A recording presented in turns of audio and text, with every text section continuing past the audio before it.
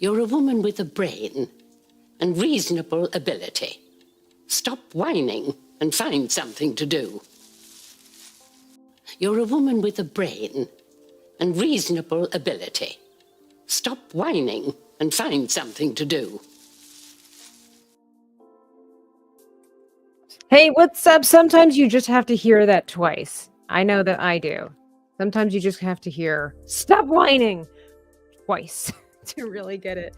I don't know. I grew up hearing that from my mom all the time. Stop whining. Give you something to whine about. Usually it was stop crying or I'll give you something to cry about. But hello, welcome back to the internet. I see some guys over on the Kick side as well as here on YouTube and also over on the Twitch. Okay, Twitch side. But yeah, come on in. Welcome to the house. We had quite a day. And my stars, of course, is Fabworks. It's Ado. Hi. Ado, I'm gonna need to reach out to you. I was gonna talk to you about a certain project. Wanted to get your thoughts on it. I miss hanging out with you, sir. I hope you're doing well, you and your family. And Ado is one of the most incredible people and fascinating people I've met in my life. I mean that. And I'm going to go ahead and go through before I show you what we're working on tonight. If anybody has any ideas, please feel free to drop them in the comments section. I want to see if you know. If anybody paid attention to the community tab or if anybody paid attention to the streams. Let me know if you hear me okay, if the music's all right. It's compliments of Wexo music, and it's in the description box. If it's too low, let me know. I know sometimes there's like the music's in that in-between where it's like it's too low, too loud. Like it can be a distraction either way. Yeah, excellent, sir. I will. But let's meet all our people and welcome it. It's Memes of Destruction. Says, well, guys, what's going on? The Real Steven TV. And Tara Crystal we already saw, and Retro Collective, a scholar and a gentleman over there. John Graber, the space. Good evening, the miss. Well, thank you.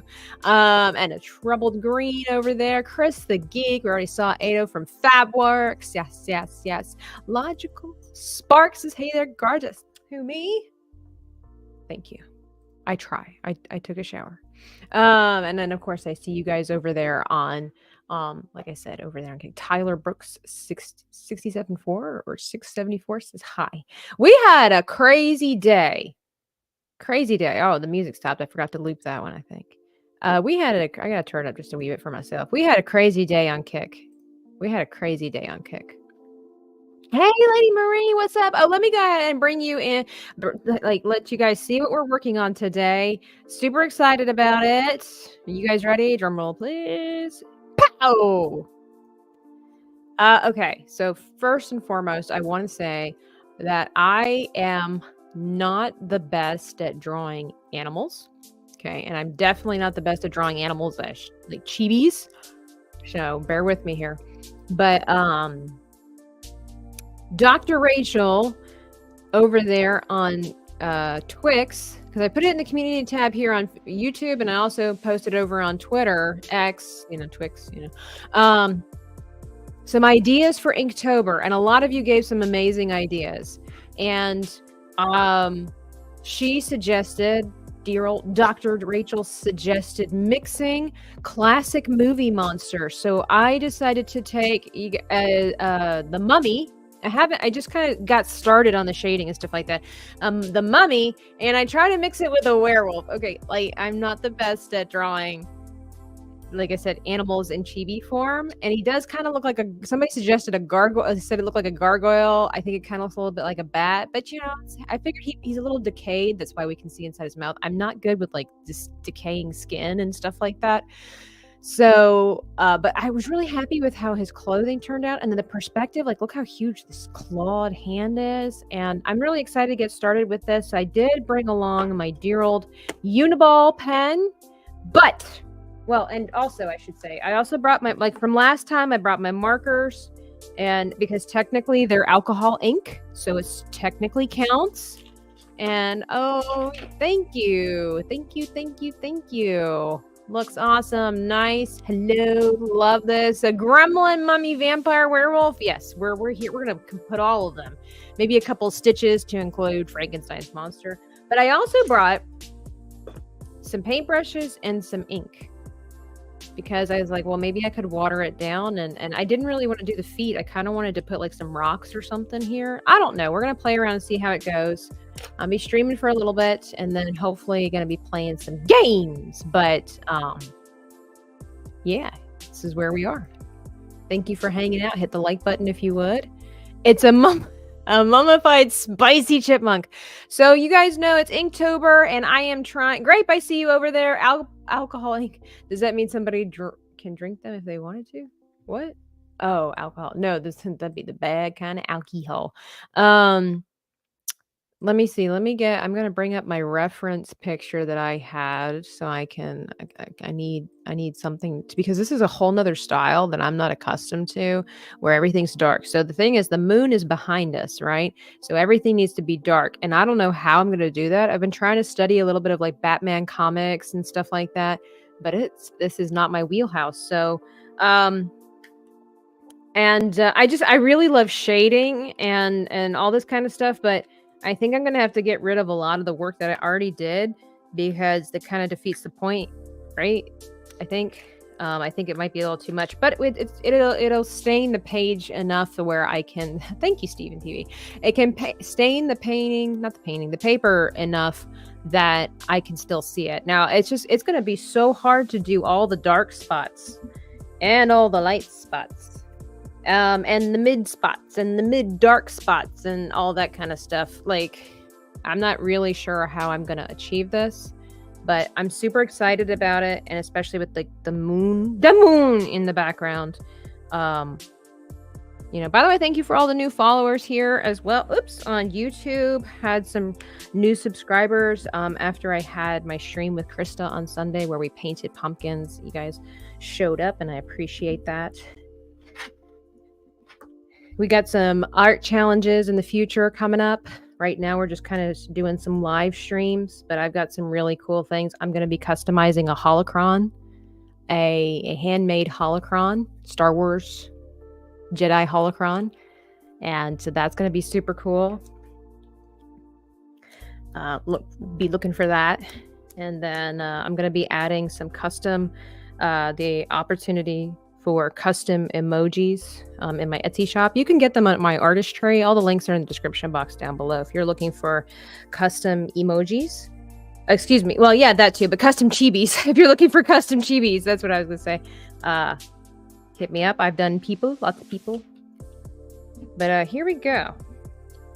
Man, I do like this. I made sure I took a picture of it. If you want to take a stab at coloring this yourself, I'm going to be uploading this to my Patreon for free. I think for the month of Inktober, my pieces, because if you become part of the pencil fam, I will periodically upload a lot of the artwork that I do in just sketch form, so you can print it out and color it yourself if you want to learn how to color and practice and whatnot. But it's only a $2 tier. But for the month of Inktober, I think these creatures, I'm just going to have them available for free. And I don't have it up there just yet. Right now, I think I have the newest one I have that I think was for free was my Agatha one, which, say what you will about the character, I think the chibi turned out really well. And she was fascinating to draw. But yeah, it'll be super cool. This one will be available for you for free. Let me double check to make sure that I did take that picture that I said that I took the picture of. Yeah, I did. I took a picture of it. So yeah, and if you do end up printing it out and coloring it however you want to, then please post it on Instagram or Twitter and tag me. I would love to see it. All right. I'm nervous to get started with this, but we're just going to have to go for it, I guess. Oh, before we do, let me show you what we did last time. That's what we did last time. I need to put this on Patreon as well. Jason and Freddie, somebody suggested that. So here we are. We're going to try to get back in the zone with this. This is not my style with the cross-hatching and everything, but it turned out pretty cool. I'm pretty proud of it. So we're going to see if because I normally, when you guys know, when I color my chibis, they usually are like this, you know. That's usually what they look like. But not today. And you know what's sad and kind of cool is that this is the last paper in my sketchbook. I filled an entire sketchbook. And I can't wait to I'll probably share that with you. Maybe I'll make a short or something. But okay. Woo! Dear God. Okay. Calm down. That should be on shirts for Halloween. If I had enough interest, I would provide that. But it's just that, you know, it's hard to do. Nice. Really cool. So good. Reminds me of the bat from Anastasia. Yeah, that's cool. One of them 80s gargoyle hand puppet things. Also looks like the character of the THX sound things. What? I don't know that. But anyway, all right. And then if anybody is well versed on this kind of coloring style or whatever, you know, feel free to throw some ideas there in the chat. But here we go. First line. And it's a wobbly one, but there we go. Ta-da! I kind of have my microphone in the way, trying to figure out. One day I'm going to get all this right. Can't really, it's literally in my line of vision, so we're trying. So, yeah, it does kind of look like they were in a city, doesn't it? Well, you don't have to wear it to church, great. Hey, it's X-Wing, Hello, X-Wing. We're doing a merger of a not vampire. Guys, you threw me off. We're doing a mummy werewolf. Werewolf. We're going to give it a go here. And I got myself a nice little decrepit ear. I don't remember what the name of that bat was in Anastasia. It was a pretty good movie, though. So last time I remembered, we just outlined, right? I've never seen a horror movie. Closest I think was The Lost Boys. I don't watch horror things either. I don't do it. All right, so last time, I think we just outlined everything first. I don't know if that's the right way to do it when you're inking things, but that's what we're doing here on Dreaming Tabitha. Bar talk. Thank you, X-Wing. I'm gonna assume that you've watched that with little X-Wing recently, maybe? Or is it too scary for little ones?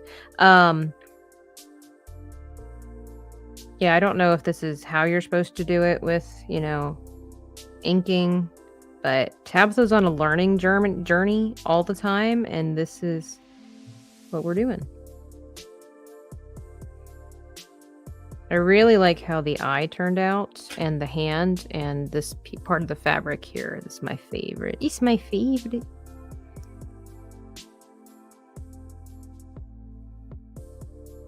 Here we go. If you guys have gotten inspired since last time we met and you want to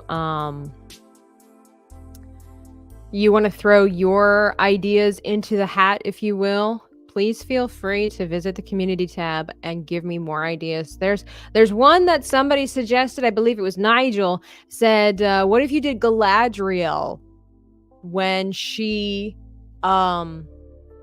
is like, you know, I guess like threatening Frodo when she gets the opportunity to take the ring. He's like, or was it that moment, or was it when he had the mirror? I'll have to go look. But basically he said, what if you had Galadriel holding a pumpkin? And I'm like, wow, okay. And then there was one that was really cool. I forget who suggested that, but said Michael Myers as a transformer. So that would definitely be a struggle bus scenario, but it intrigues me. So we might try to do that. I'm not good with doing like mechanical things. I like more organic things. You have a lot of wiggle room to work with it. But yeah, for sure. We're overdue for another art stream. We need to make something. I'm going to be having Joe and Nomi on this Saturday. They're going to try to teach me Spanish, and I'm going to try to teach them how to paint. So that'll be fun. For sure, X-Wing. And we need to have like a gaming stream too. That would be fun. Get you to play Chain together. Oh, golf with your friends. You should come play golf with your friends with us. They have spooky season.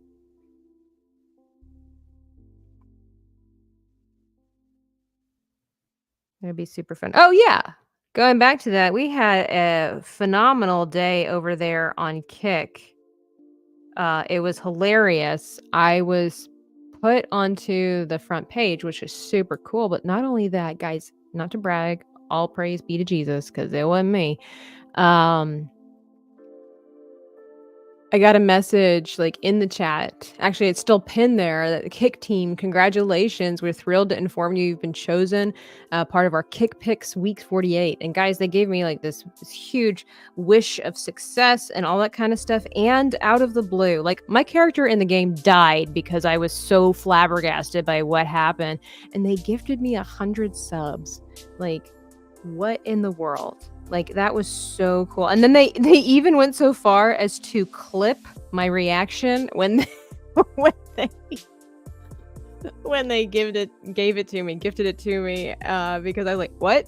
And a tree lands on my character. You can't script this stuff. He says, I saw that. They totally shouted out hardcore. Yeah, it was so funny. It was so funny. I want to play Chained together. Nobody plays it. Dude, I play it. It's so funny and terrifying. And there's we call it couples therapy, because like you're working on your relationship when you're playing this game. It's super funny. Usually the next day, I'm so hoarse from laughing. And we've been enjoying this game so much that I even had some t-shirts made of, hang on, I can show you right here. I did some fan art of myself and Nomi, and yeah, I had to do it in chibi form. I'm so proud of this piece. And so I put Kick in the bottom of it, and then our usernames, and I put it on shirts, and I'm waiting for them. They should be here any day. So much I've enjoyed it. They have been great. Hey, Psychotic Mongoose. Yeah, they have been fun. Grape says, according to Tugs, you hear her and Sobo. So I guess so many others are supposed to be getting this together this weekend and playing the night games. I know that I'll be streaming with her and Sevi and Steph. I think it's just us. Sevi, Steph, Tugs, and myself. And I don't know why I'm doing this, but we are playing, I think, Demonologist tomorrow. Don't like being scared, but we're playing Demonologist tomorrow at 11:30 Eastern Standard Time. I gotta go check it out. So you'll want to, if you want to see me panic and everything. She told me that there's like a bunch of clowns, which is great. It's perfect because I hate clowns. I don't have trauma at all. But we're gonna do late night spooky, scary games. So after that, I'm just going to get a donut, curl up in bed, and let my stuffed animals protect me from all the nightmares that are coming. It's super fun. Decent scares, guy. I get scared by pretty much anything, so it's not my cup of tea. But you know what? I do it for the clicks. I don't drink wine, but I've heard, Terra Crystal, where Sevi watches from safety as her teammates get possessed and destroyed. No, that would be me. That would be me. I try to pull my weight, but I try to pull my weight from a safe distance. All right. So we're getting this outlined pretty well. Let's see. What do we think so far? If you see anything that doesn't look like makes sense, let me know. I'll try to change it as best as I can. I really like the flow. Oh, I think I done messed up already, Aaron, but that's okay. We'll fix it. Here we go. Nothing's forever until it's in ink. Here we go. Here we go. Outlining. Oh, shoot. There we go. I'm supposed to play with Nomi tonight after this stream, but I'm not sure what we're playing.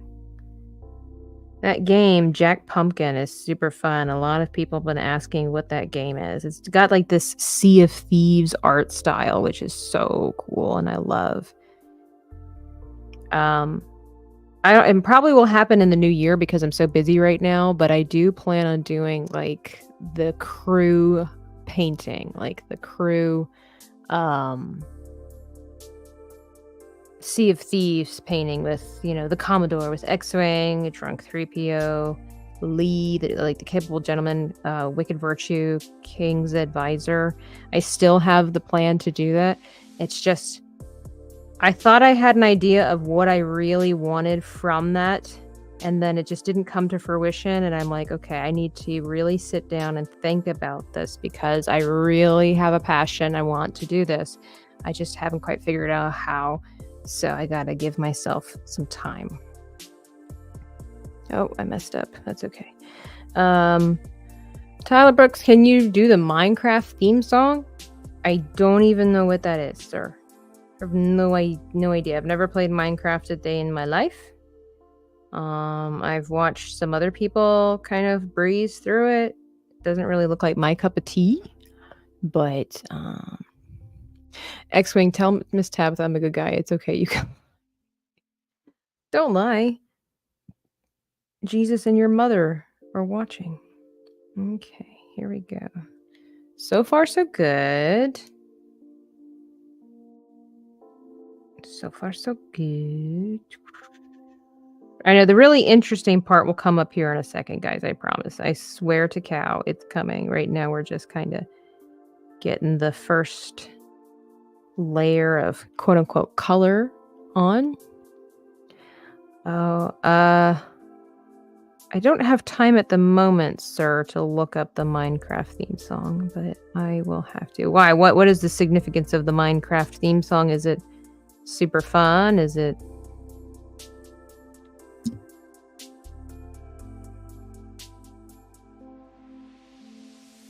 Okay.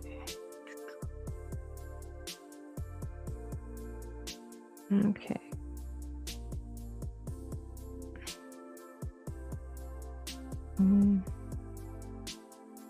So yeah, I haven't totally decided yet. King's Advisor, he started it off. I guess I can go ahead and reveal it. Oh, it's in the other book. It's kind of a doodle. I did do what he suggested. That was my first trial run of doing the ink. So Linus with the pumpkin. And I liked that. It just, my pen started giving out. And, but I think he's cute. It's cute. My neck. Pop it. Make sure nobody's messaging me. All right, here we go.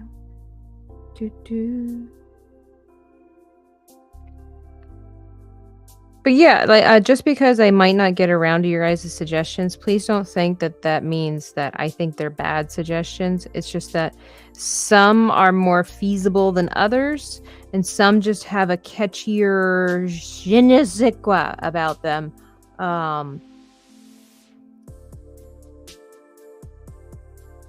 I do love character mismatch and everything like that. So that's one reason why I was really gravitating towards this one from Dr. Rachel. You know, like doing classic monsters but merging them. That's a super cool idea to me. So here we are. Okay, I'm not going to do all of the legs because I'm thinking I might put rocks in here because it just kind of cuts off, and I hate that I'm not really able to finish the feet and whatnot.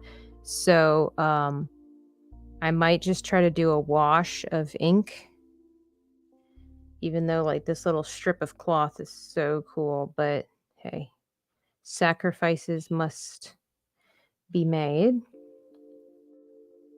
Here we go. Shoop, shoop. Oh no, I smudged. See, the curse of the left hand.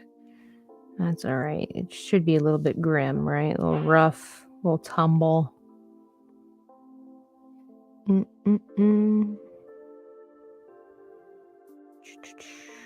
There we go.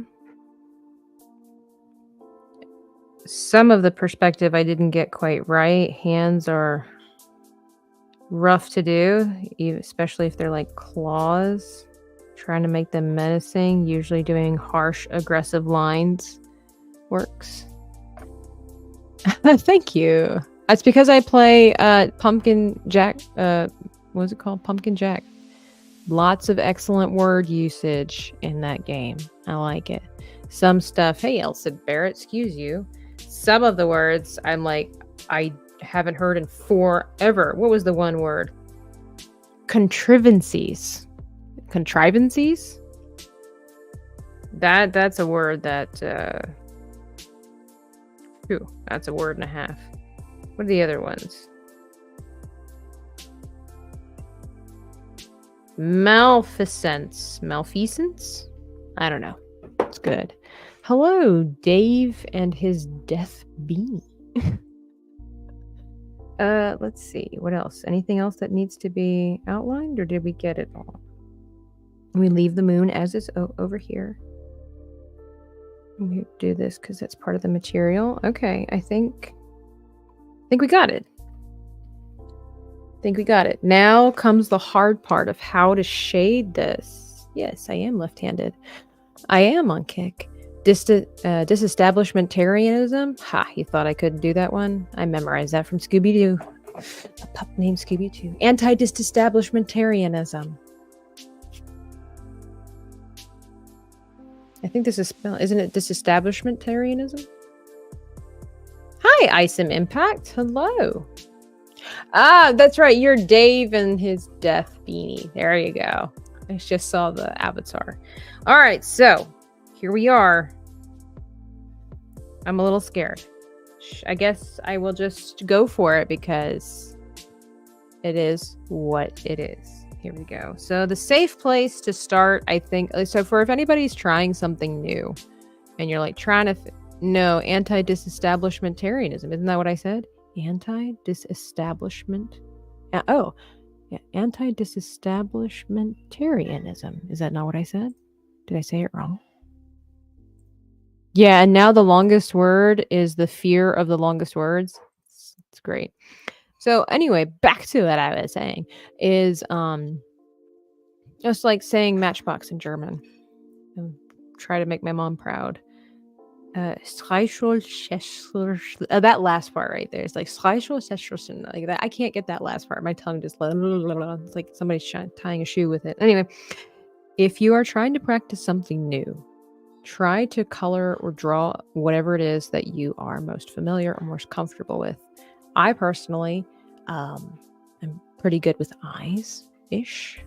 So I'm thinking of starting there, or someplace safe would be like the ear. So, and I because I'm doing this with ink, I'm going to try to start over there and work my way this way because of the smoogies, because I'm left-handed. Hey, Smooth the DJ. Man, we were singing your praises this morning. We were all like, where's Smooth? You're still streaming, but keep an eye on. I appreciate that, Smoo. Man, we had some weirdos this morning when Chris-Anne's like, where's Smoo? All right, so we're gonna give this a chance. Hey, Wiley Dave and History Eraser. All right, I am so nervous about this ear because again, it's like the light's coming in here, and I have to remember that I have to just kind of work in layers. So, all right. I also have to remember what part is werewolf and the other part is mummy. So maybe I should start with the fabric. Maybe I should do that. All right. You're right, Tabitha. Start with the fabric. See, this is what's hard is that, you know, the mummies have this white or this off-white fabric, right? But it obviously gets darker in the shadows. So how to translate that? And I haven't really decided what quote unquote what color my wolf is, what value my wolf is. My wolfchen. This is a weird mummy. It is. On today's live stream, Tabs learns how to say words. I said it. Anti-disestablishmentarianism. Hi, Danky. What's up for Rand? Doing good work over there on his channel. I will be getting in I will be getting in contact with you soon, sir, about some art nonsense. I want to present some ideas to you if you will be up for it. Hey, Forgotten Man! Gone but not forgotten. Feels like a long time since I've been able to visit your channel. Good to see you're still exceptional. I try. I appreciate that. I really do. I try to be, I had a book club tonight. I wasn't really at it, like we do it via FaceTime. And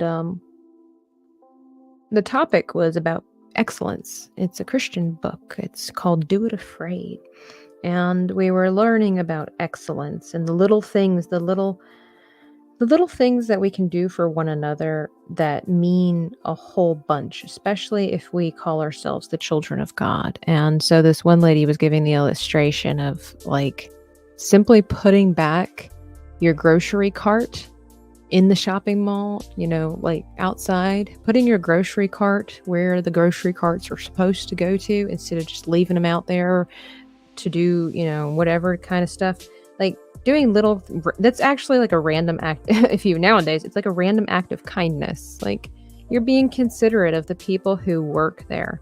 And you could say, yeah, well, it's their job. They're supposed to do that. But it's not our job, especially as the children of God, to make people's lives harder. And it means a lot nowadays. Like now more than ever, doing simple things like that means a lot. Grocery cart is the ultimate litmus. No reward for doing the right thing. I think that's not true. I would say that's false. There is a reward for doing the right thing, but oftentimes we just can't see it. But it's definitely a feeling like Christmas. It's a feeling in your heart. The reward is knowing that you're doing right. There's an old song that says, do right till the stars fall. Do right when there's no one else to stand by you. Do right when you're all alone. Do right though it's never known. Since you love the Lord, do right. Do right. Let's see. Over there, it's Sibby. Tommy Doyle, I heard you got on the front page. Congrats. Steph got rated hard by the Kit community. That's excellent. Look at all these people. Doing good. Do you have a P.O. box just in case somebody might want to send you a gift? I'm working on getting one. I read a great article about what you do with the grocery cart as a great barometer. Well, we say barometer. We don't actually say barometer of where you fail in the spectrum of morality. Well, because it's one of those things that people notice. People notice. And it's not hard to do. We just tend to get so busy that we just don't seem to care too much about one another. In this book that we're reading, it was written that rudeness is just a form of selfishness. And I mean, it's like, that's true. Because when you're being rude, you're just being considerate of yourself. You're not being considerate of the other person. And so, and I'm not here saying like I'm better than anybody because I do put my grocery cart back. Everybody learns at different means. God has to speak to you about different things and how to improve your life or what makes a difference in the community that you're in. But it's, it is true. I think like we need to, especially, your countrymen, like anybody that's a human being, be decent, be kind. You know what? No better words have been spoken than by Bill and Ted. Party on and be excellent. Dudes.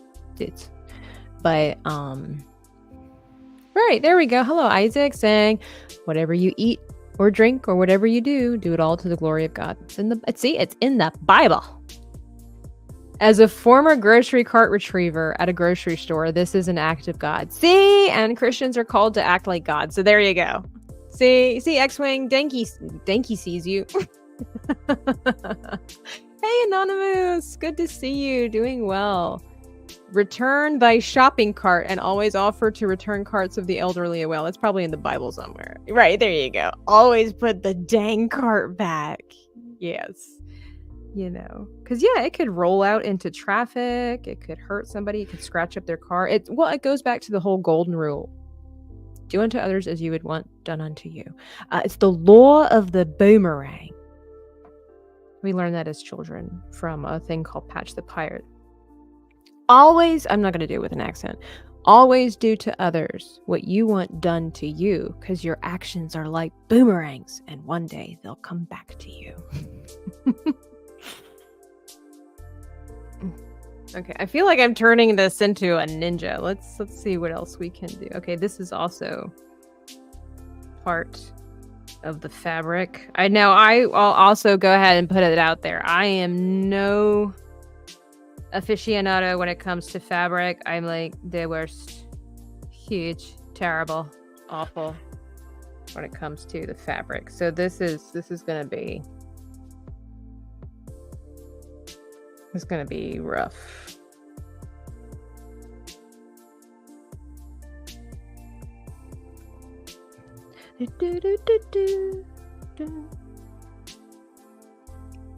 There was even a song that went along that. The boomerang's gonna come back, gonna come back, gonna come back to you. So be careful what you say, my friends, and be careful what you do. When you go through life giving out evil, you'll get back evil too, because the boomerang's gonna come back, gonna come back, gonna come back for you. Those were super, super fun little life lesson songs that, I mean, my brother and I, we're in our 30s, and to this day, we could still sing those songs. They're great for, like I said, little life lessons for your kids and stuff like that. But even for adults, they're fun. How hard is it to put the cart back? You know, and again, there are some people, everybody has their struggle, right? What it seems easy to one person might be kind of difficult and nonsensical to another. And, it's something to consider. It's always nice and good to be nice to other people, even if it doesn't happen in return. And so funny, it was part of my book club too. We were talking about that. There was this one time years ago where I specifically needed $40. And this was a long time ago. And I went to the ATM that was in Walmart, and I went to the ATM there by the little bank that they had in there. And lo and behold, in the tray was exactly $40, 2 20s. And I was like, oh, wow. And I looked around and nobody was there. And it was just like, that's perfect. It's just perfect. But I was like, it's not my money. And so I took the money and I went to the lady at the desk and I was like, hey, this was in the tray, but there's nobody here. You should have seen the look of shock on her face that I didn't, I guess, keep the money. She was so shocked. And then I went back to the ATM and got my money back out. And, just the feel goods from doing the right thing, and people are watching. And then, so my friend was she's like, I had a similar story. She's like, but it didn't end out so well. She was at like Bojangles, I think she said. And the teller, the cashier had given her too much money. And so she went back to do the right thing and say, hey, you gave me like $4 too much. And she's like, and in return, I got attitude as if I had messed up their day. like, no, thank you. No pat on the back. No, wow. So kind of you. No. And I was like, well, she's like, no, I mean, I'm glad I did the right thing. She's like, but it was just kind of funny because like, would it have hurt to, say thank you? But that's the thing. It's like, why are you doing the right thing? Are you doing the right thing because you want the approval of others? Are you doing the right thing because it's the right thing? And that's hard. That's definitely hard. I used to be able to draw and shade, says Tommy Doyle. Oh, you still can. It's like riding a bicycle. Just need a little practice. Just, rub the dirt off of it. Man, I am not going to be happy with doing this material. I already know it because it's going to be so bland. I just want to shade it the way with a pencil. This is going to be bad. He does look evil. Would you guys say he looks evil? I am happy to say that I believe he looks evil. That works for me. How hard is it to put no, Shinobi Goblin Ninja Assassin. I just shop with a couple of canvas shopping bags. No cart needed, no paper, plastic at checkout, no cart return. Well, yeah, see, you do what works for you. Sure. Wasn't Patch the Pirate based on an actual person? Yes. His name was Ron Hamilton. Ron and Shelley Hamilton. He was a music minister, and he ended up getting cancer in his left eye, and he had to wear a patch, and all the kids at church nicknamed him Patch the Pirate. And so he decided to take it and turn it into a music program and stories. And he turned them in, they were cassette tapes, CDs, and everything like that. Patch the Pirate Goes Down Under, Patch the Pirate, Once Upon a Starry Night, Patch the Pirate, and Limerick the Leprechaun, Patch the Pirate, and Mr. Slippy River Race. Patch the Pirate Goes to the Jungle, Patch the Pirate Goes to Space, Patch the Pirate Goes West. We had them all. And they were so fun. And again, great little life lessons, little handsome little ditties. All right.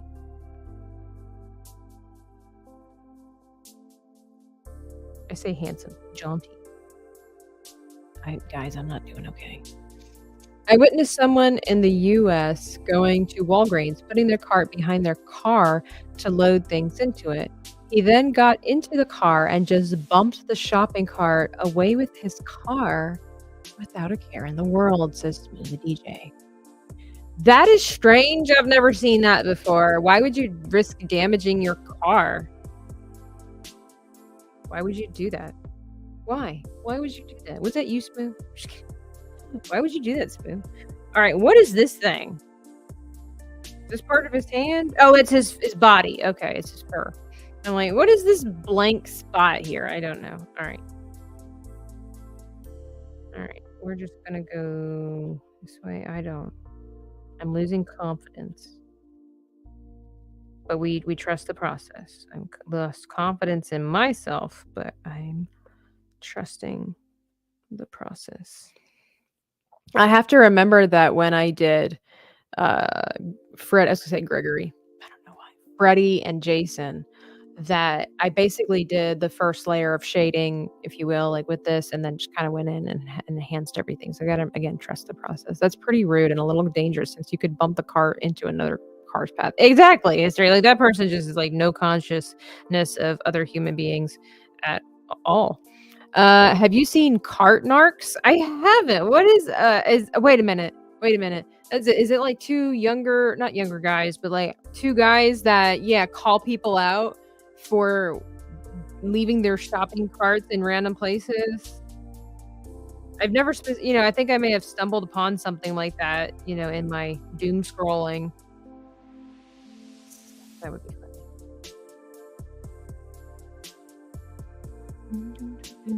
You do the right thing because it's who you want to be. It is the funniest stuff I've ever seen on the internet. Here, have a sticker. I'm gonna have to look it up then. I almost got hit by it because I didn't expect it. Nobody. It's like the Spanish Inquisition, Spoon. Nobody expects a strolling shopping cart. Dear heavens, people. This is what I'm saying. So when you have idiots, let's just call it for what it is, a selfish bugger like that, trolling around the world, when you willingly put your shopping cart back, or if you offer to put somebody else's shopping cart back, we're so flabbergasted by kindness these days. Don't expect a thank you right away. It might be just shock and awe value, and people are so suspicious of one another. Be like, okay, but you could do a nice thing for that person. I've done that before. Hey, can I get that for you? Oh yeah, sure. Thanks. Thank you. No, my pleasure. No problem. X-Wing, oh my word, followed me on Kick. Where were you? You gotta watch the Chained Together streams. You gotta watch the Chained Together streams, sir. You will laugh your butt off, and you might get frustrated, but it'll be worth your time. Well, we'll talk. We'll talk, sir. It'll be a hoot and nanny. Now, you won't start in hell the way that Nomi and I did, but it's bad enough. So, X-Wing has gifted 5 subs to the community. That means that, sir, you're going to get your own custom emote in the chat, because that's what we do over at Dreaming Tabitha. If you gift or if you subscribe to the channel, you get a custom emote. In fact, guys, if you have the ability, if you know what I'm talking about, let's see if we can flood with some custom emotes so they can see what it is it's all about. Just throw them in there. Just flood them up. Just let them see what it's all about. I pass out valuable computer knowledge out of kindness and get yelled at. Fantastic. Just walk away. Just walk away. All right, here we go. All right, so I know it just looks like a bunch of lines, but like I said, we're just kind of putting, this down, and then right now. I've predominantly just done some hatching, but then we're gonna do some cross hatching. And if you weren't here for the tutorial last time, cross hatching simply is. So this is hatching, just a bunch of lines, and for obvious reasons, this is cross hatching. And like the tighter you make the lines, the quote unquote darker it looks. Yeah.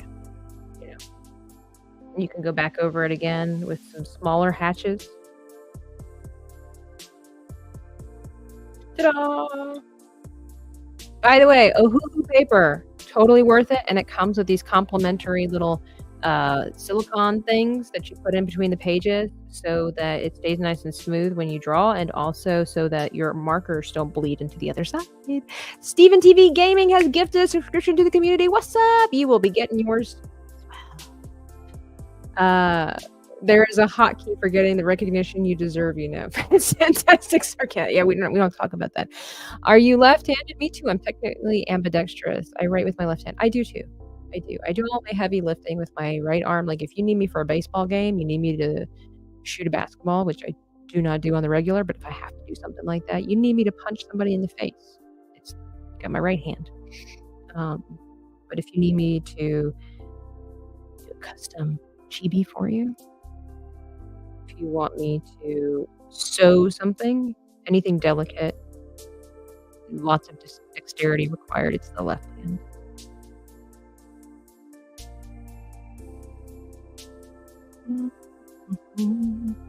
Thank you, everybody, for your generous giving. Today's been amazing, and I appreciate that. X-Wing, don't you even. It's already bad enough that Denki told me I was gay because I'm left-handed. Bad enough. He doesn't know what he's talking about. He's been corrupted. They wear a GoPro and throw a magnet on people's car.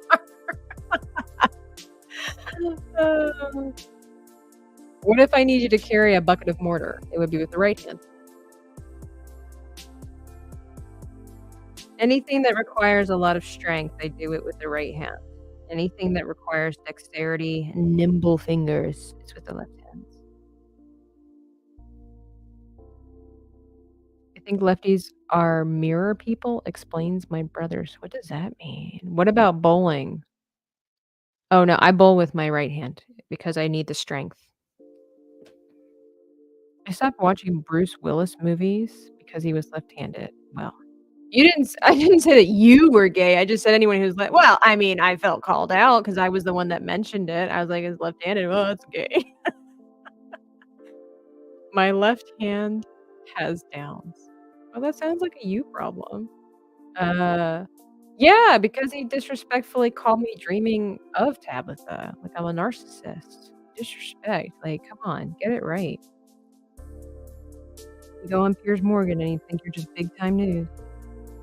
No, he was really, really great. He was really great. Okay, so here's where we come into the conundrum of trying to make sure that we separate the bandages, the goals, from the arms. Southpaws are weird. I'll admit it. Chrysanth, you're left. Yeah, we are living in a right-handed world. The world is not made for people like us, and it's not. So shouldn't make fun of retards. Not cool. Well, you brought it up. I don't.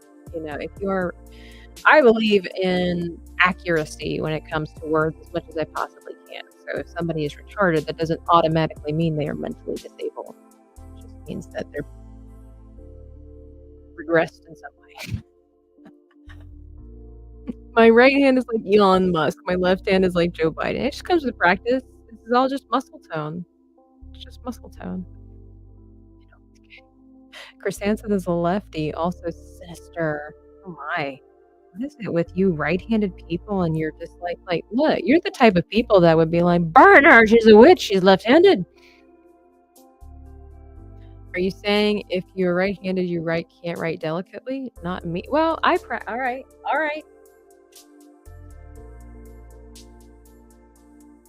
I will. I probably would do better with more. I practice.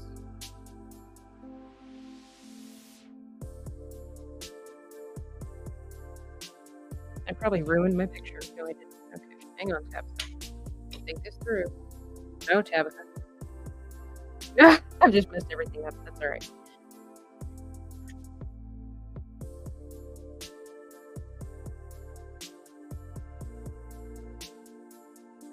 Left hand, right hand. It's okay.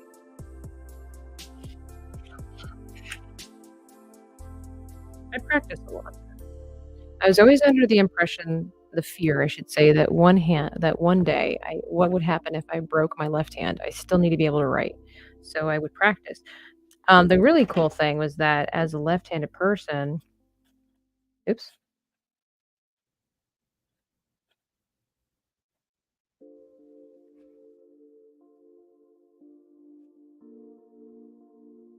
It's not great.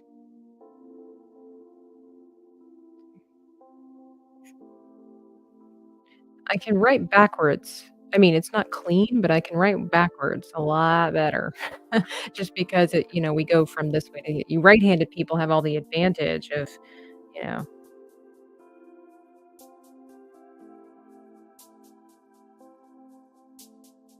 My arm is so heavy doing that. I mean, I even tried practicing cursive. Let's see.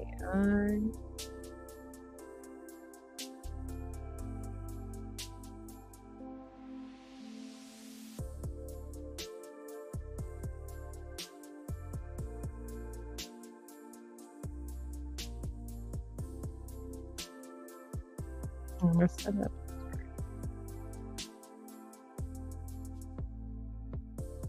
Just takes practice.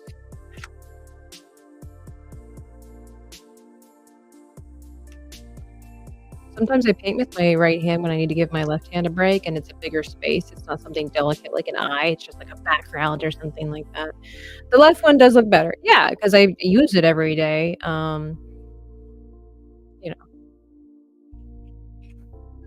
I'm fairly ambidextrous. Most left-handed people are. They have to be because, again, we live in a right-handed world. It's just you have to. You have to. I've got the handwriting of a 7-year-old. Well, most men do. You're faking. Surely not. You just saw me disprove your theory, your accusation. Some people can't write. I write cursive pretty much every day. I think it's important, and I love doing it. It just flows. So, all right. He looks like he's wearing a cape. I don't think he looks like he's wearing. All right. Trust the process. Oh, my stars and garters. Like, she may not necessarily be the artist that everybody thinks of when they think artist, but she has been on the channel a time before learning how to paint. And I was just saying, hey, if you want to drop by and just have fun, I do have some questions about the spooky season for her that she could probably better answer than I can. But it is our guest, the one and only, Nomi the Only. Hi. Nomi without you. How are you? I'm struggling a little bit and trying to tell everybody that just because I'm left-handed doesn't mean that I'm homosexual. So, Is that even a thing? According to Danky. Danky, I got some questions for you. I don't know how you celebrate or distinguish who is straight or not, but being left-handed is not. She's like, that's not how it works. Being left-handed is not a disability.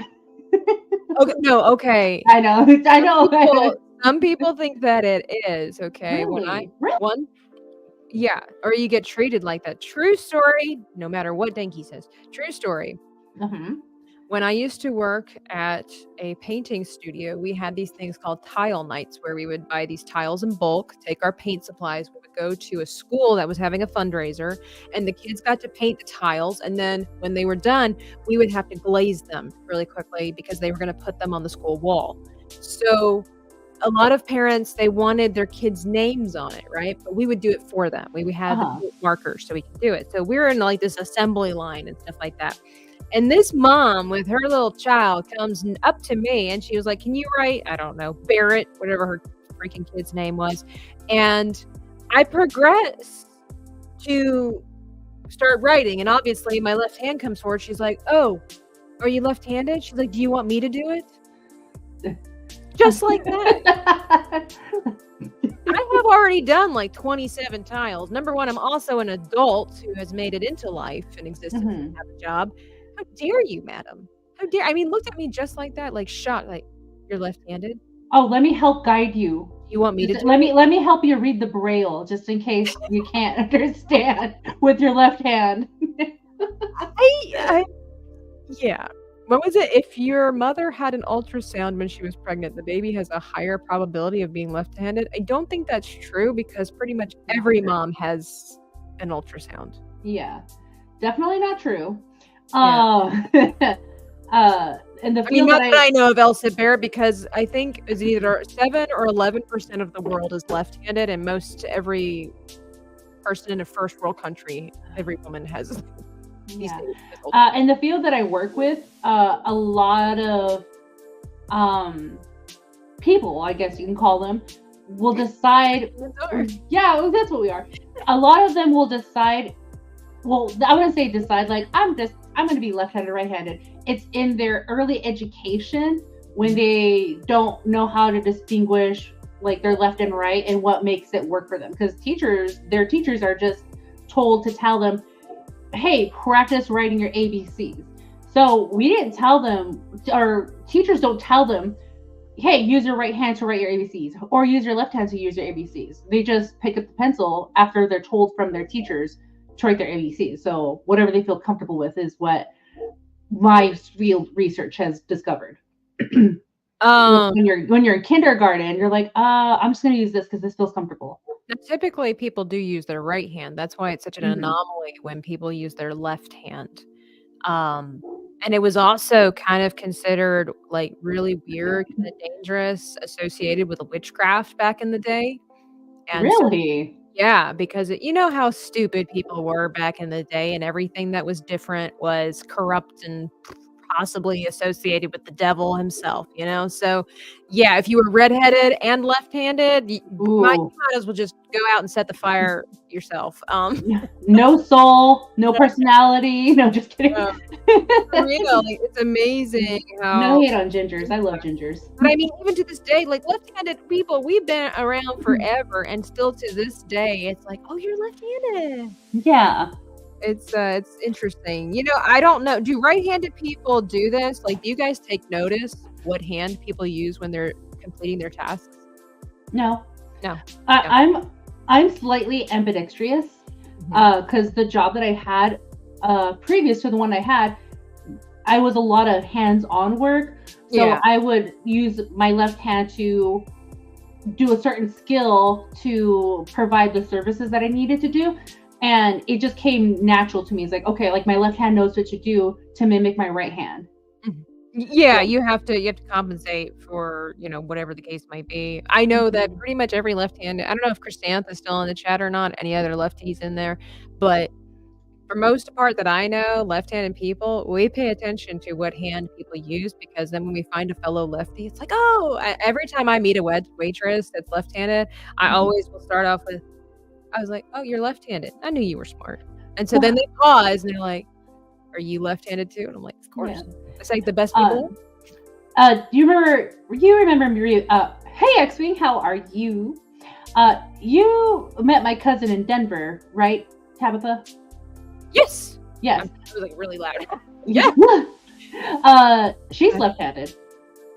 Well, I didn't see her draw or anything, so or write, so I didn't notice. Yeah. Well, I discovered she was left-handed when we were in high school. I was like, when were you left-handed? She's like, I've always been left-handed. It's like, I could have sworn growing up, because she was in the army growing up. I was like, I could remember you using your right hand. She's like, no, I was always left-handed. So That's like, so funny because to this, I think finally, like I'm in my 30s now. I think finally, my dad's sisters know I'm left-handed. Like they finally remember that I'm left-handed because everybody, I'm the only left-handed person in my family on either side, and so my grandfather used to be, but he's no longer with us. But it's so weird because like I remember where was I? This wasn't that long ago, just a couple of years ago, and I've been around my aunts my whole life, and they're like, "Are you left-handed?" I'm like, yes, I've been since I was a wee lass. Since I was able to write my ABCs. And you try not to get snarky about it. Be like, yes, I am. Since the last time you asked me. It's the same thing like cheese, Be like, you don't like cheese? I was like, we had this conversation every summer when I come to your house. Like, cheese. I know it's weird. I know it sucks. But I am the only person who is left-handed in this family and does not enjoy cheese. How do you get me confused with anybody else? Elsa Barron says yes, but how many wouldn't be left-handed without no ultrasounds? I don't think it works like that. I don't mean more likely to be left-handed. Have you been pregnant before, Elsa? Like, I'm just kind of curious. I'm misunderstanding what you were saying. I apologize. Perry, how do you pronounce this? Perry? Kelly. Evening all. Will you have Pink Pam back on? Hopefully. Lord willing. Be reaching out to Pam here soon. See if she wants to hang out maybe in November. I know history. I don't like cheese. But Nomi, can you guess what monster I'm creating? Werewolf. I'm glad you see it and not just a bat or a goblin. So Okay. Dr. Rachel suggested I mix classic movie monsters, so I'm trying to do a werewolf zombie. I can see it because I can see the mouth right here, the opening with like just kind of showing the teeth. Yes. Excuse me, I'm sorry, a werewolf mummy. But yeah, the decrepit face and stuff like that. Yeah. I guess zombies aren't technically classic monster. Maybe like if it's like ancient Egypt, because they mummify their god, or like their people, and they think they're gods or something. So there you go, mummy, vampire, Wolverine, or it could be a Wolverine too. Wouldn't that be an oxymoron though? Because like don't like lichens and vampires hate each other? Well, and that's the whole mystery that surrounds like, what if a werewolf fell in love with a vampire, just like in Underworld? Ooh, yeah, Underworld. It's been a hot minute since I watched those movies. And you know what? I'm not like your friend. Wow. Oh my gosh, Danny. There we go. I don't know why I was gonna say Janny. Danny, because I'm not like your friend. I'm not anything like your friends. I'm better. Just kidding. No, just kidding. That's very bad. That's actually very bad. Obviously, couples therapy didn't work. Okay. Sorry. But I know this was like an art stream. What I could do is kind of replicate, like I can do a Dia de los Muertos type of makeup, because I know you're curious of like cultures. Dia de los Muertos is it's traditionally on the 31st of October too. So okay. Yeah. And while I get myself sorted with my camera and my mirror here, when we're in San Antonio at the Riverwalk, they are doing Dia de los Muertos River Walk celebration. You did, and I'm totally fascinated by that. I'm like, okay, let's do it. So they're going to do alebrijes and everything. So yeah, I would love to tell you more about that. I really would, because okay, so here's number one question. It seems obviously the internet lies. But it seems the more I'm like talking to you and several other of our Latina friends, seems like you guys are a lot more chill about things than maybe what people give credit for, because I've been given under the impression that Hispanic folk aren't really appreciative that how do you say it? Dia de los Muertos. Dia de los Muertos. Dia de los Muertos. Day of the Dead. Right. So I wanted to try to say it. I guess you can Dia Dia Dele. delle. Dele. Like DELA. Okay. Delas. Dela. Or you can say las because it's plural for days. Dia delas Muer. Muer. Oh, I'm sorry. You don't have to roll the R because there's an R in there, and it just comes natural to me. Muertos. There we go. Dia della. Oops, sorry, I missed that bit. Dia de los Muertos. Dia de los muertos. Dia de los Muertos. Dia You. muertos. Oh, there you go. That was good. Hey, I'm just gonna walk around San Antonio and be like, Dia de los muertos. Happy Dia. Honestly, Dia de los Muertos. Happy Dia de los Muertos. They'll be like, yeah, let's choose one of us. Rosa. Rojo.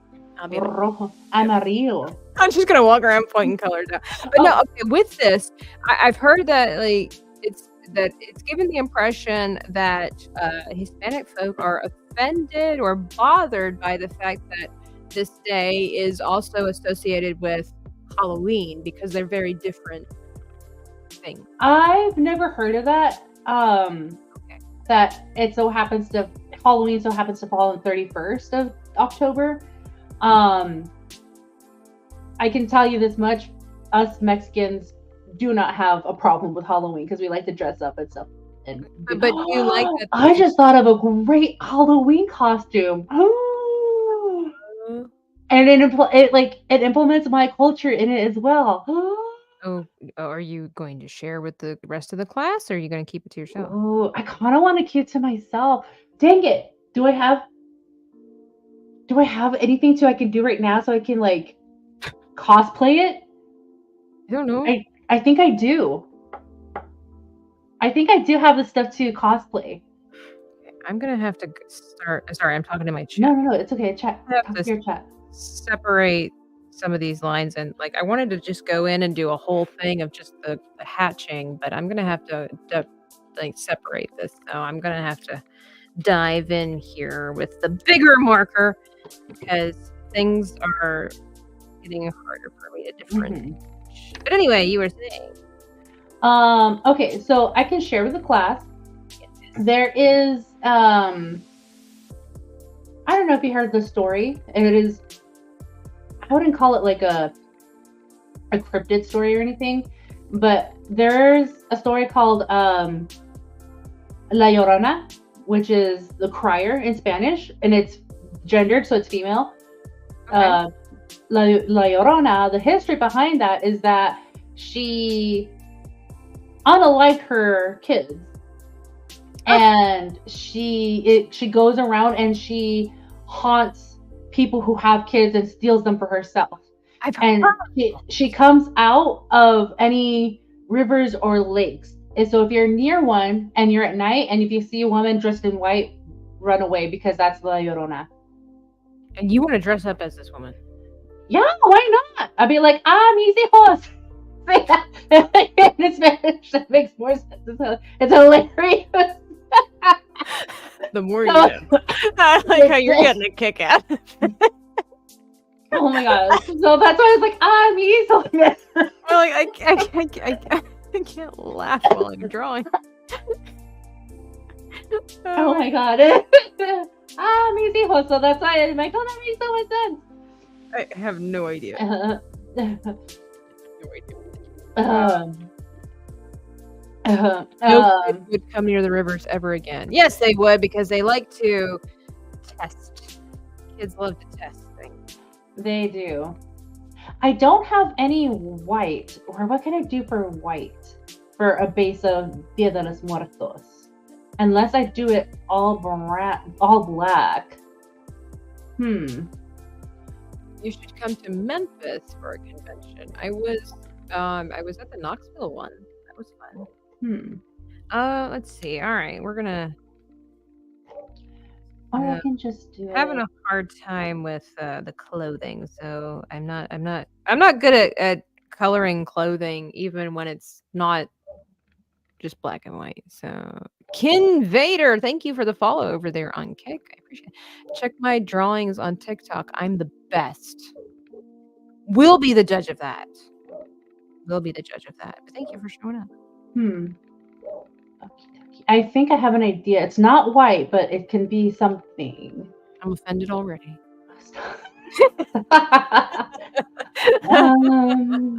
Okay. Okay.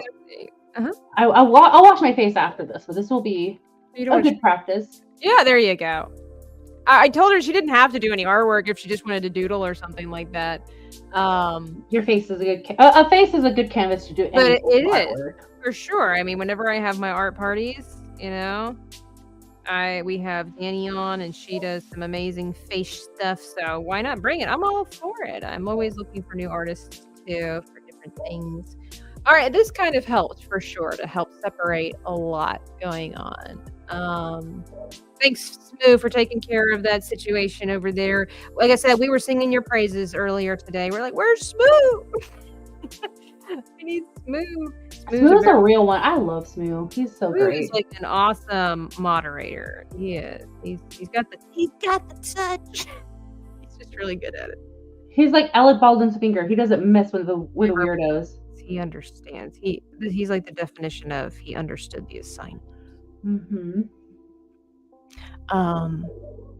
Welcome in the Raiders. Yes, Roto Commish. Welcome on in, guys. We are doing I am doing a monster mashup here for Inktober, and Nomi's gonna paint her face black or something. Oh, I'm sorry, I didn't really explain. Yeah, I'm doing not white. That's all I heard was not white. I'm doing a sugar skull. Best way to describe it in English. Oh. So it's like the Dia de los Muertos skull, the sugar skull. Okay, I just recently listened to an audiobook. Now, it didn't it happens to take place, I think, like in California, in like a made-up town or whatnot. Okay. But the story happened to have this. Is it a holiday? Is it considered a holiday? Not really, because it's not a federal holiday. Okay. I could be wrong. I'm American, even though I'm Mexican living here. I follow American federal holidays. Right. Tara Crystal says tragedy. Nomi realizes she's using a permanent marker. I made sure this is a black eyeliner. Okay. Let's see if I Where did I leave that? So they were having the Day of the Dead. It just sounds so much more cool and fun when you say Dia de los Muertos. Dia de los Muertos. Muertos. Like mue. Muertos. Oh, perfect. An angled one. I'm getting my angled brush here so I can kind of. I always remember a cinco muertes. That's from the Lost World. He's like 5 deaths. But anyway, okay, so there was this girl, and it's a mystery and whatnot, but she happened to be in the graveyard, and she noticed that there were families there, and they were celebrating this, and they actually had sugared skulls, like I guess candied skulls, obviously not real skulls, but they were either like cookies or sugared, like skull, like sugar shaped like skulls or whatever like that. Is that traditional? Is that what you do? No. So traditional for Dia de los Muertos, how we celebrate is that we have an ofrenda. An ofrenda means it's like, it can be a little wooden countertop or even a shelf, and it has pictures of our loved ones that passed on. And then, so with that, we put their favorite things that they had when they were alive with us. Like it could be coffee, breads.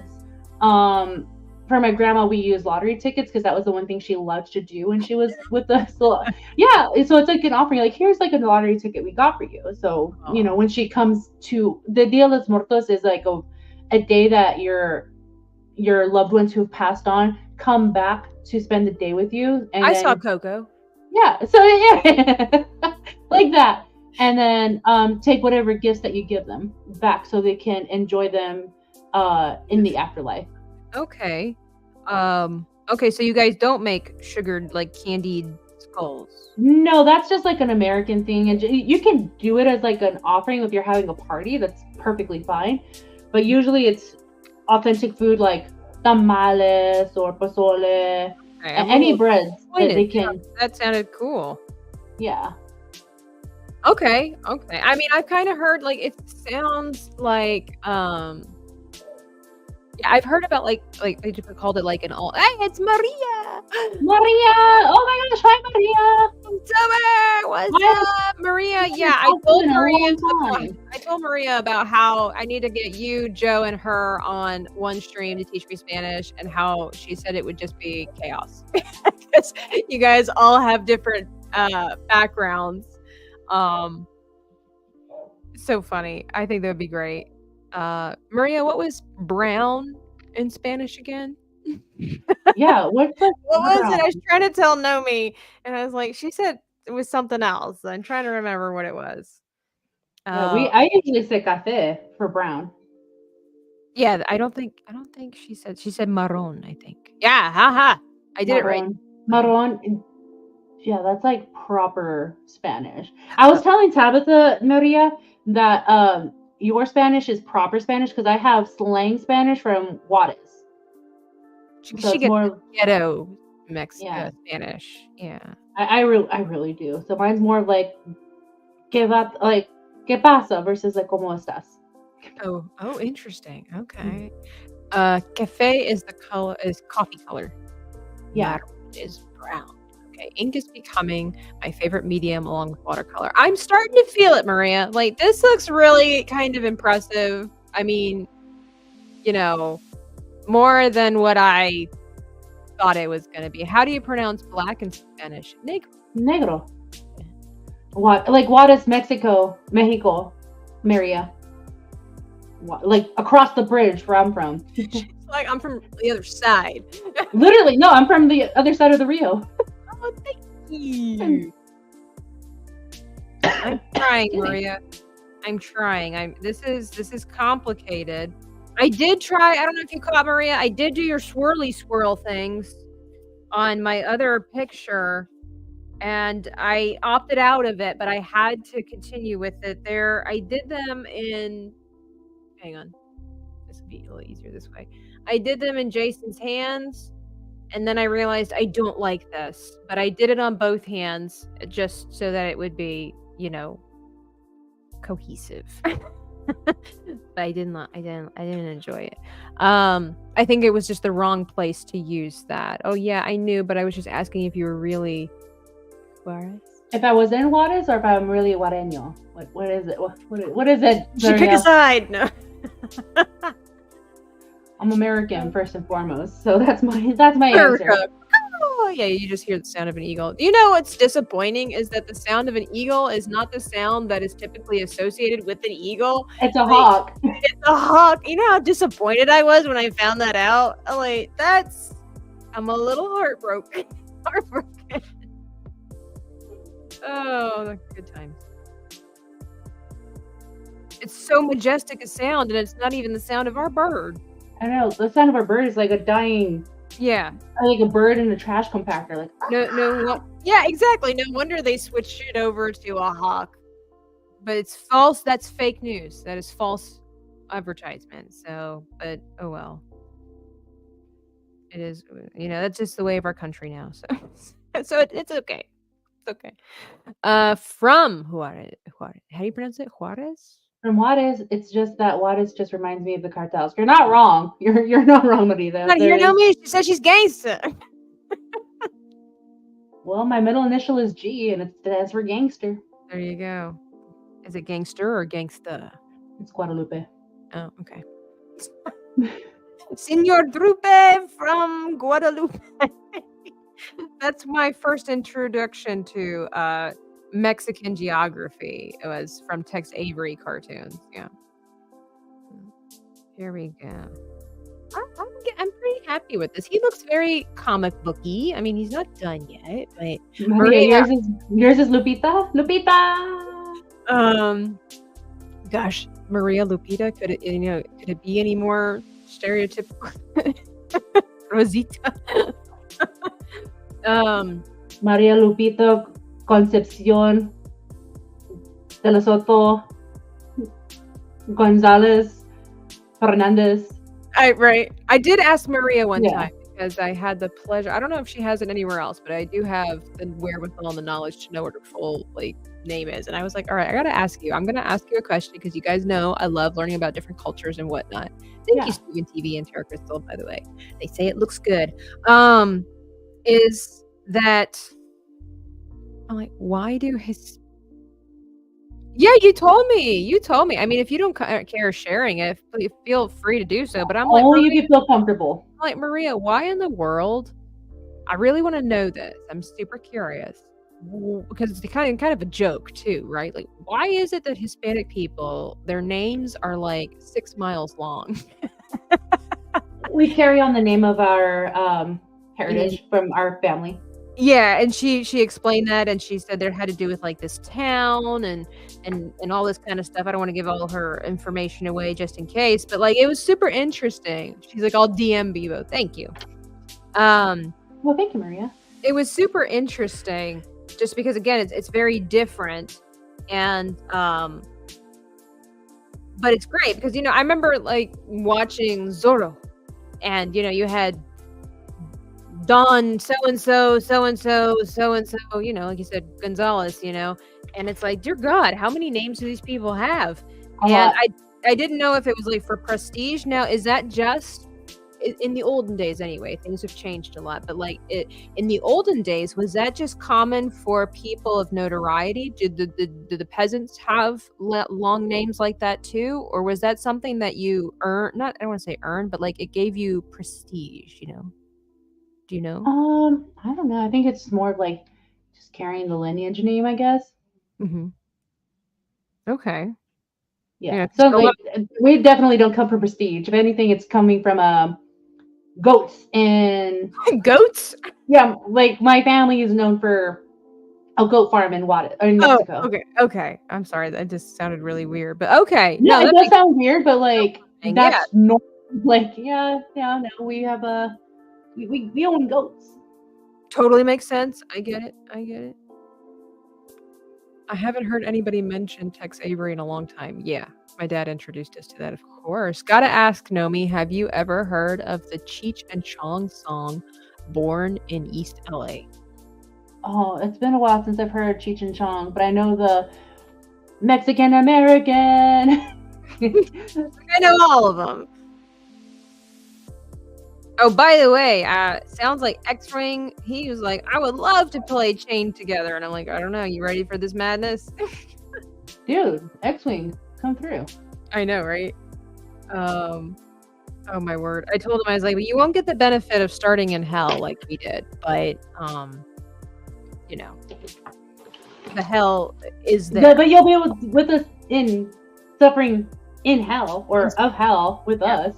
Yeah, you'll get the suffering. It just won't be the same ambiance, All right. I'm going to try to go a different way with this crop snatching. I ruined my skull line, but it's okay. Are you going, I would assume, off of a reference, or are you just kind of winging it? I'm kind of winging it. Nice. Brazen. Okay, something I was gonna ask you too. Like, so you're like you dress up. You're into Halloween. Did you grow up with Halloween? I did not grow up with Halloween because that was considered like of the devil growing up. Right. So, growing up in a Christian household, I did trunk or treat at the church that I grew up in. Yeah. But since I became an adult, I was able to do my own thing. It was like, I'm gonna do this. Okay, so I was talking to somebody the other day about just trying to understand Halloween. Like, I for myself, like spooky things and stuff. I don't know if I understand, like, if you're not really into like candy, like costume parties, I get and stuff like that. But if you're not doing like the candy and stuff like, then what exactly is the appeal of Halloween? Just because you can? You can dress up and be whoever you like. I mean, you could do that any day. But is that because it's an acceptable norm at that point? I guess like Halloween allows you to do imposter syndrome and no one will question you. Oh, ooh, you called it out. Imposter syndrome. Wow. I'm not afraid to say the quiet part out loud. Yeah, I don't know. Somebody was talking about like, oh, the pumpkins and the like the spider webs and stuff. I'm like, well, but if that's not really what you're into, then what's the point? Hmm. I Yeah, just because like I don't understand people who are like, oh my god, jack o' lanterns yeah, and skeletons and stuff like that. Like that's same. cool, but that's not me. That's not like. I mean, we had similar backgrounds regarding that, so I don't know if perhaps that just kinda is where that all comes from, but Uh, I think a huge part of it is because I just don't really do scary things. Now, I will say, like, some neighbors across the street, they have, like, their little ghosts hanging in the tree. I will say the little baubles with the sheets over top of them that just hang in the trees, I've always thought those were super cute. Um, but like the giant spider webs and stuff like that, like it's cute and whatnot. It's never been my thing. And like I mhm. said, I just don't really do scary. So I'm not surely sure now that I'm an adult who can make her own decisions. I just don't really understand what the appeal is when I was like, it's Halloween season. It's like, yeah, but you don't even do like trick or treat. You just like putting up cobwebs and spiders. Do you like spending $200 on candy for kids who you don't even know?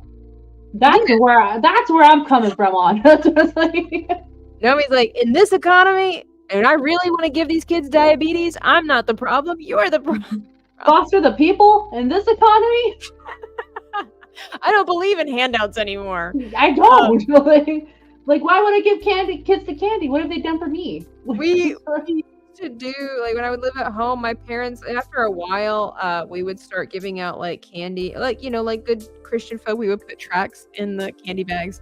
But actually, the kids love coming to our house because we didn't just give them a piece of candy. We made pre-made bags full of candy for the kids. So even if they got like the gospel, they didn't care because they got a whole flipping bag full of candy. But my dad would make them work for it. He would ask riddles. No, so your dad is that dad. He is totally that dad. He would ask them riddles, and my dad loves to see like what kind of kids are actually smart. Like he just gets a huge kick out of it because he doesn't have much faith in the future, and so Valid, fair. he is that kind of man, and that's okay. I let him have his fun. After a while, I started doing it too.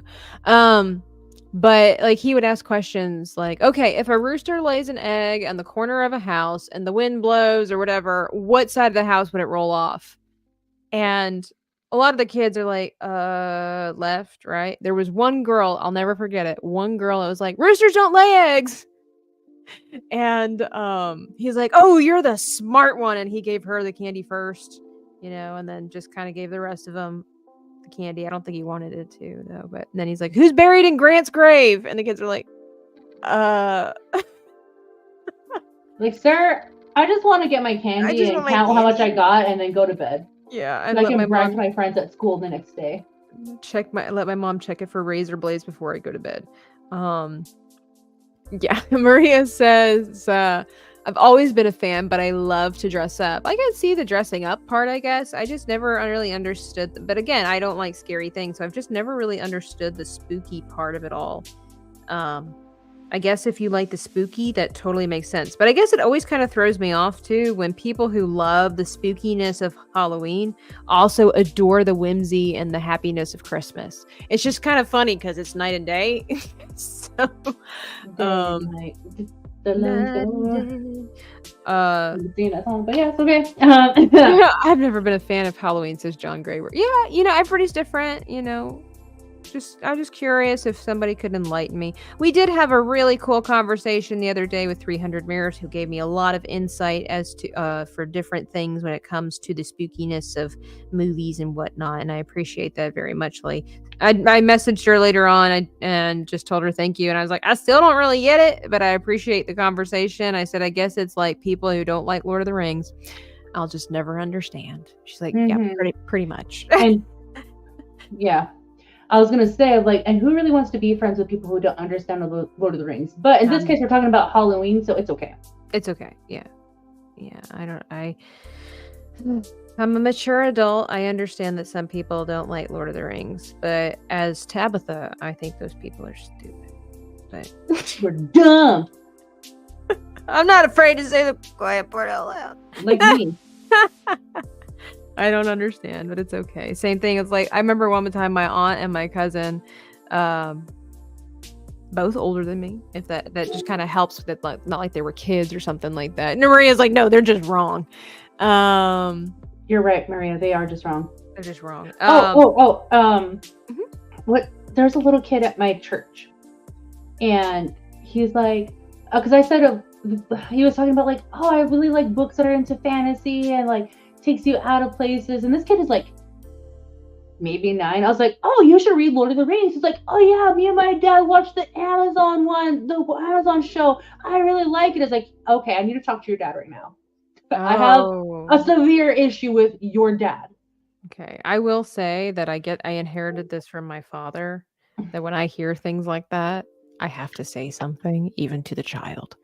I will tell him, be like, well, that one's not as good as the movies.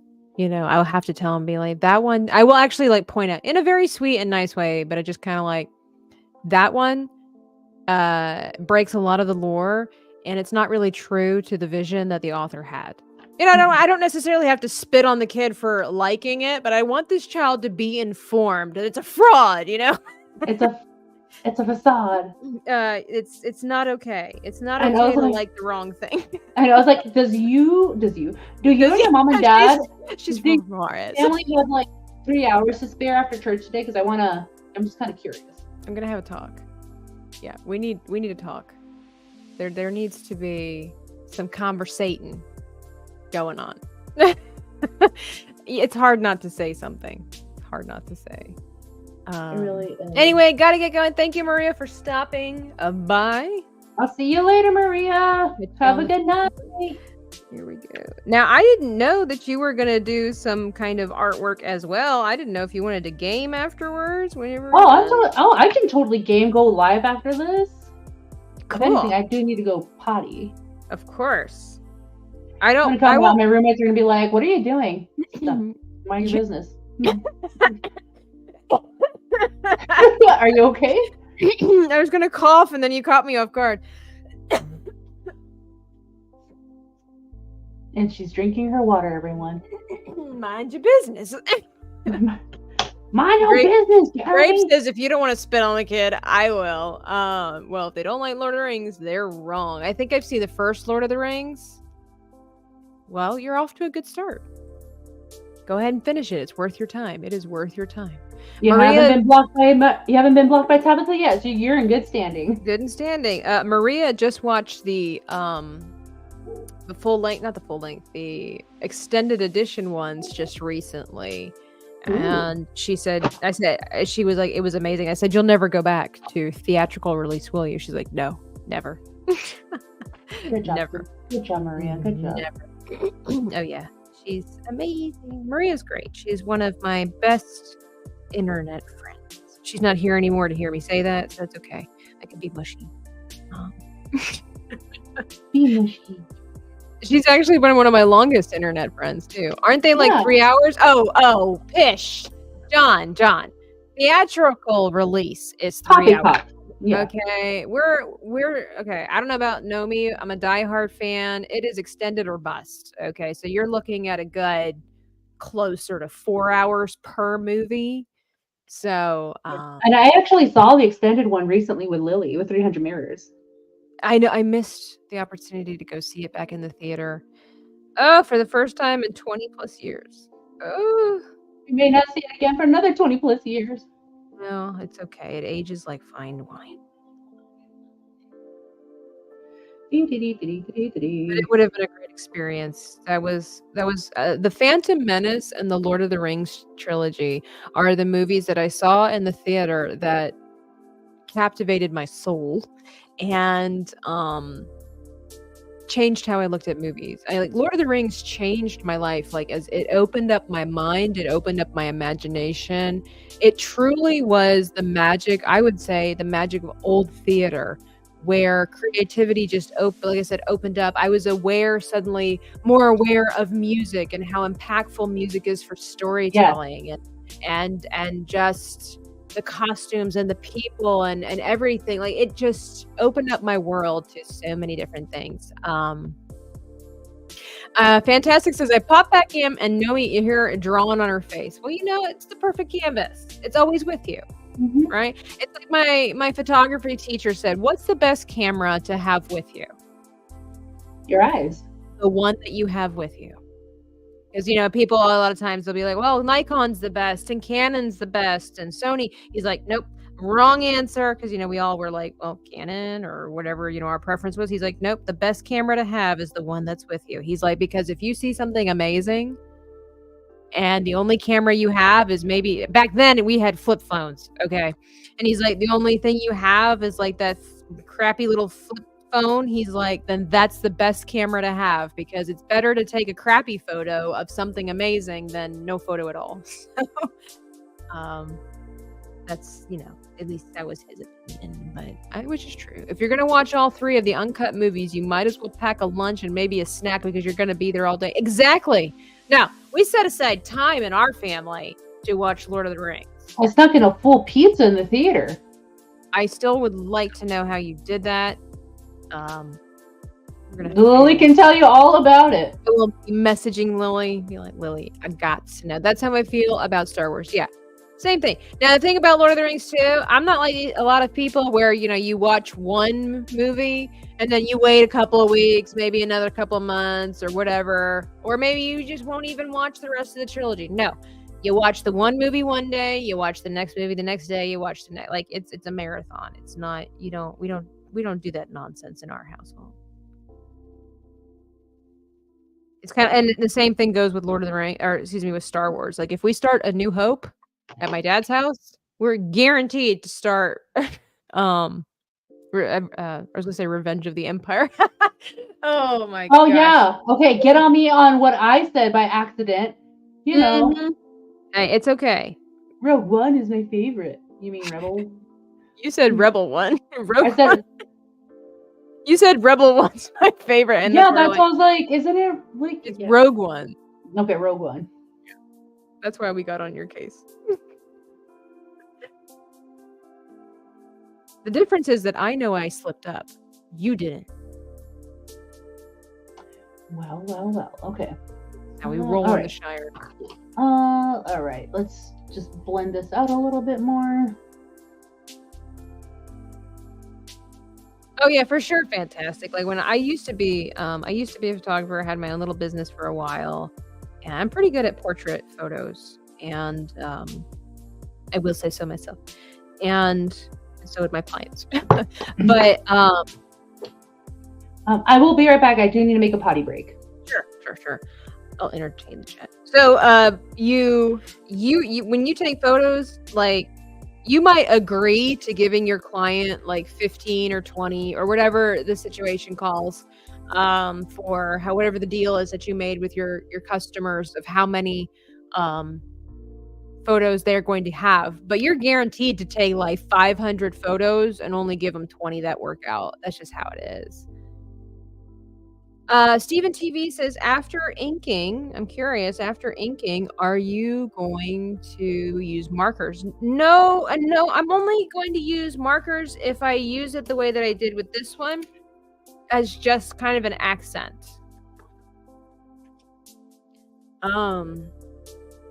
Oh yeah, you always take more photos for sure than what you think you're gonna take.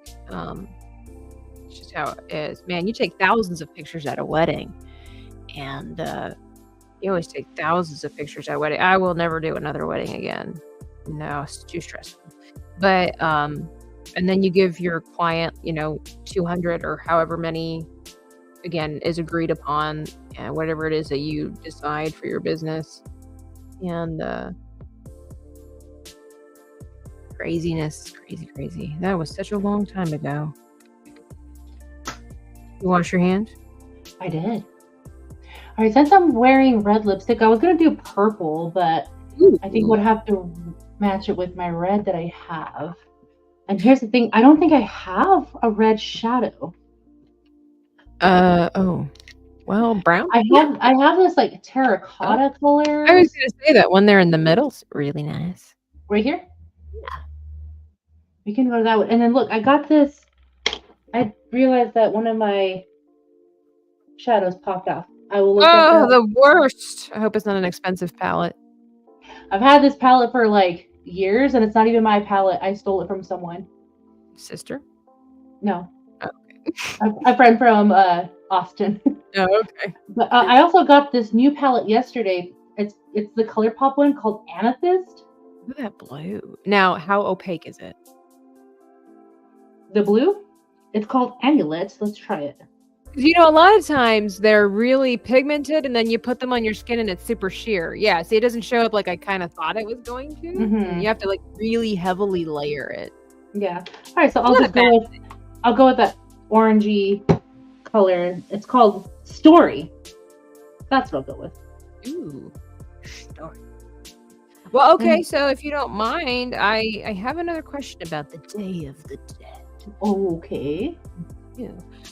No, I hope this doesn't come across. You know me. I don't ask questions to be disrespectful. Like Yeah. I'm genuinely curious. So, with Christian background and everything like that, like, is there anything about the Day of the Dead that is religion based and that you guys don't do and maybe modify it, or? So it's not. It's considered a pagan holiday, like I kind of Halloween. wondered. I didn't want to like come out and be like, so you guys celebrate this pagan holiday. Yeah, it's a pagan holiday. It doesn't have to do with anything with Christianity or even Wiccan.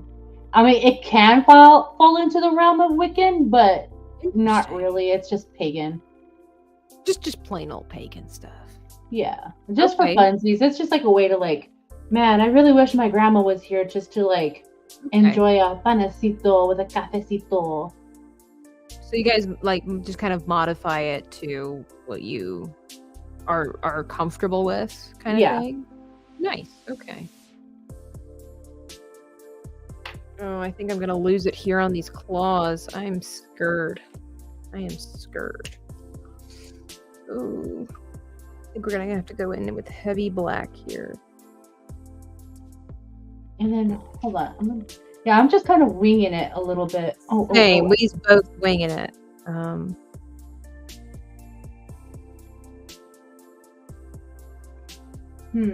Okay, I think I have more of an idea as well. So this is just a little orange color. So yeah, like I said, grew up in a Christian household. We didn't really celebrate Dia de los Muertos because it just like like Mexican Christianity, it's like, well, you're worshiping the dead. Like that's not okay. that's not biblical. Right. And it's true. It's not. Yeah, we don't worship the dead. Yeah, it's not. But the way I see it is like it's a pagan holiday. It's a way just to like I said, just wish like your loved ones was still with you and Like pay homage or a homage. Like my mom's side of the family partakes. My dad's side does not. So whenever we get together, and I think we have a family reunion coming up. I just haven't heard any information. But I think I have a photo. I'll have to send it to you. But they had an ofrenda there. And on the ofrenda was a picture of my grandmother. And next to her picture was a cup of coffee and a lottery ticket. I was like, oh my gosh, because they remembered the little detail of like my grandma loved to like take us as little ones, and we would get lottery tickets. She would buy them for us because she was above 18, and we would scratch them off. And then her favorite thing was just stay in the kitchen and just drink coffee and chat. That was her. Oh, sounds like my kind of. Yeah. That was her happy place, in the kitchen after she had made lunch for everybody and just reminiscing or enjoying the day with the coffee. That's nice. Mm-hmm.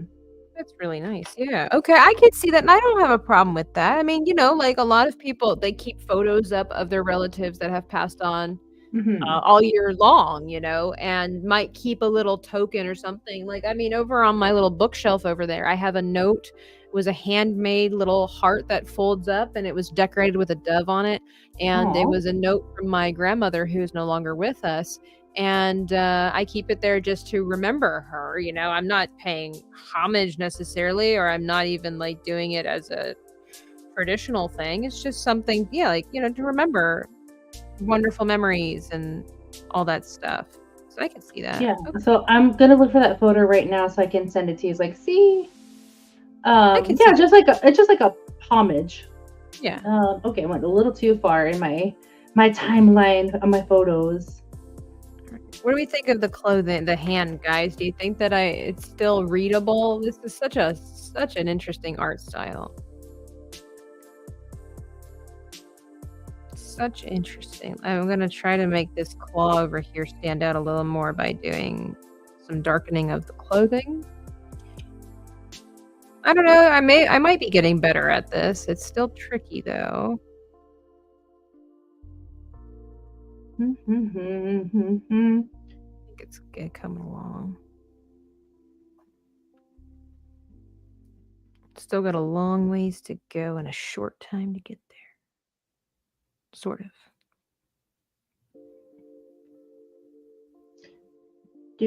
Wow, I know I saved it. You better. It's Grandma. It is Grandma. Wait. Hang on. I gotta send this picture to Sevi. Hang on. No, I was gonna say before Smoo gets rid of it, I gotta take a picture of it and send it to Sevi.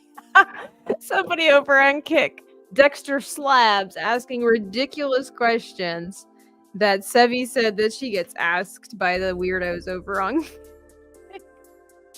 I mean, you and I are starting to get asked weird questions by weirdos. We're getting the weird things. I know. I got asked very inappropriate things, and I don't mean like the typical, naked. Do you poop in a condom and freeze it? Yeah, no. Those are weird and gross. These were more of like perverted things where it's like we don't joke about that here. Like it had to do with children.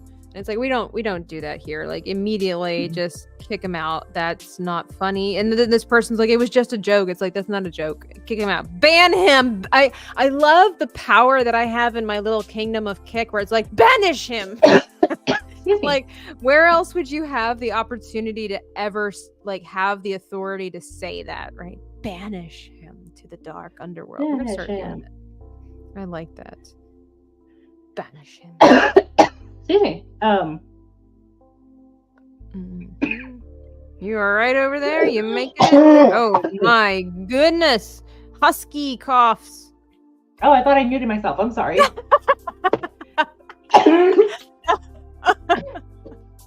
You all right? Take care of yourself. I am okay. You spat gum out, didn't you? I did. I'll be right back, kids. Take care of yourself. Yeah. Oh my. Remember when they were asking about stuffed animals and mother? Yeah, I know. You kind of, with the veracity that person came with, kind of just made you wonder if they themselves even really agree with that, or if they just wanted to say something mean and weird. Like it didn't even really make sense. Like, all right, I'm back. It was a little bit of spittle. The saliva. I was like, oh no, and I just No, I hear you. Take care of yourself. Oh yeah, that's true. So today we also had this person who didn't ask anything perverted or whatever, but they noticed that I had plushies and like my Funko Pops in the background, Yeah. And basically was just saying that they thought it was ridiculous and that I need to consider my carbon footprint because of all the carbon it takes to create stuffed animals when there are bigger problems in the world. And I just kind of played it off and was just, number one, I was saying like, I don't have that many and they were all gifts and I like stuffed animals and blah, blah, blah, But then I kind of went on to, I said, it's really cool because there are some, places where you can give stuffed animals, like either donate yours if they're in good condition, or you can get some where you can donate stuffed animals to like the police department and they'll give them to children who lost everything, like the home burnt down or disasters or whatever like that. Yeah. And this person's like, I just think it's really stupid to give a child something silly like a toy when they really could use something better like a hug. And I was like, well, I don't know if you're a parent, but if I was a parent, I wouldn't want to give I wouldn't want strangers coming up and giving my child hugs. Yeah. You know, I'd rather them give, like a stuffed animal or something like that. Plus, it's just a way that you can do something, from far away, if you will. You may never meet these people, but you're doing nice things, and they're like, "Oh, it's just stupid." I just think it's stupid to give kids toys in a natural disaster when they need like homes and stuff like that. I'm like, yeah, but it provides comfort, and it does. Police officers have teddy bears and plushies in their vehicles when unfortunately you have to go to like hard calls to comfort kids. They like that. Yeah, it's a distraction, and it's kind of a way to build trust in a bad situation. So it was just kind of a weird troll that it's like, well, all right, just come into my chat and put me down. My response to that person would have been like, I wish you get out of my life and shut up. Like, I'm gonna live my life with my plushies. Excuse you. And also, like, there's a lot of healing factors in plushies. I like them. Yeah, like how you said, they're cute, they're fun. I don't have it because it's my bed. They protect us while we sleep. That too. But penguins are my favorite animal. So I have like a 3-foot tall penguin, and he's on my bed. Yeah, so. I have polar bears are my favorite, and a friend of mine for Valentine's Day gave me this big, so soft polar bear that kind of looks like he's laying down and sleeping. And he's got a little gray or a little orange striped shirt on. I named him Wilbur. His name's Willie. And I sleep with that bear every night. Yeah, that's good. Every night, because it's actually a really great body pillow. Stuffed animals make better body pillows than body pillows because of their shapes. So I just use little Wilbur there as a body pillow, and it's fantastic, and nobody can tell me anything different. And my stuffed animals keep me safe at night. I don't know if you've ever seen that picture, maybe on Pinterest or something like that, where it's such a great picture. I should do my own rendition of it. But it's it's a dragon or like this monster that's like attacking something, and in the corner over here is a child sleeping in a bed. And at the foot of the bed, you've got a teddy bear with a shield and a sword. I've seen that photo before. I've seen that picture. I love it. I'm like, yes, exactly. That's what my teddy bears and everything did for me. Penguins are very cute. I did research on them for 6 months. Sounds like a college essay. Ooh. Yeah, there are some really weird mental cases out there, sure. Stephen TV says, I lay my head on my German Shepherd all the time. She's so cute. Yeah. Tara Crystal says, Nomi, let's go to New Zealand. We'll see the blue fairy penguins there.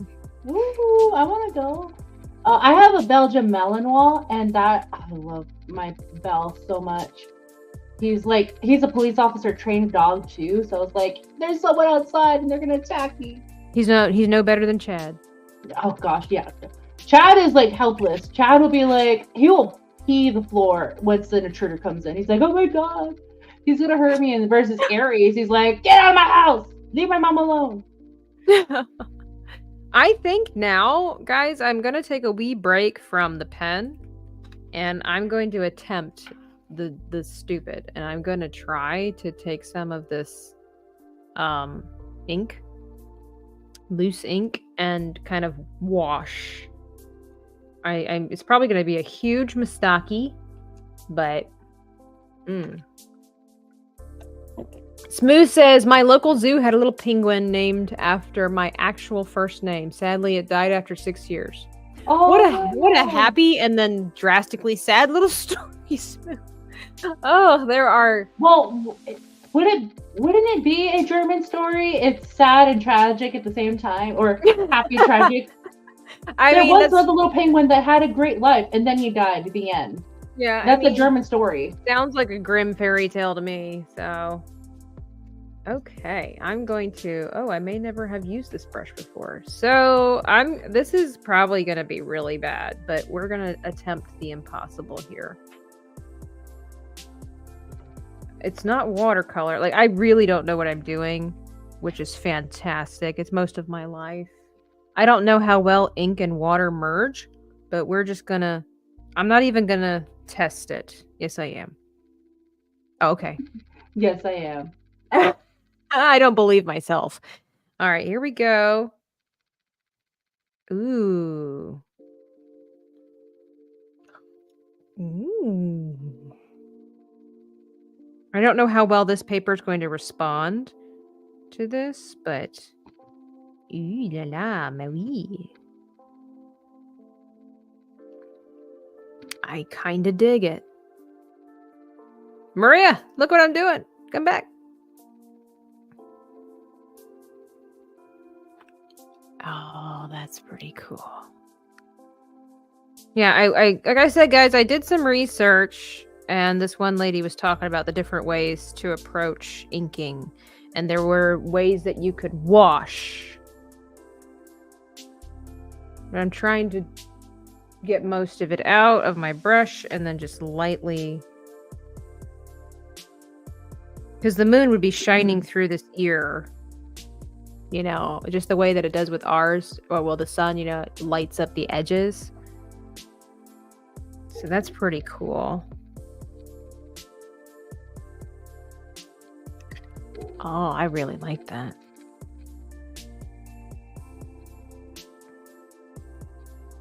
So you said the woman that you're trying to become is, what's her name? La Llorona. Does that mean something, or that's just her name? That's her name, and La Llorona is the crier in Spanish. And it, like I said this before, it's gendered, so it's female. Okay. La Llorona.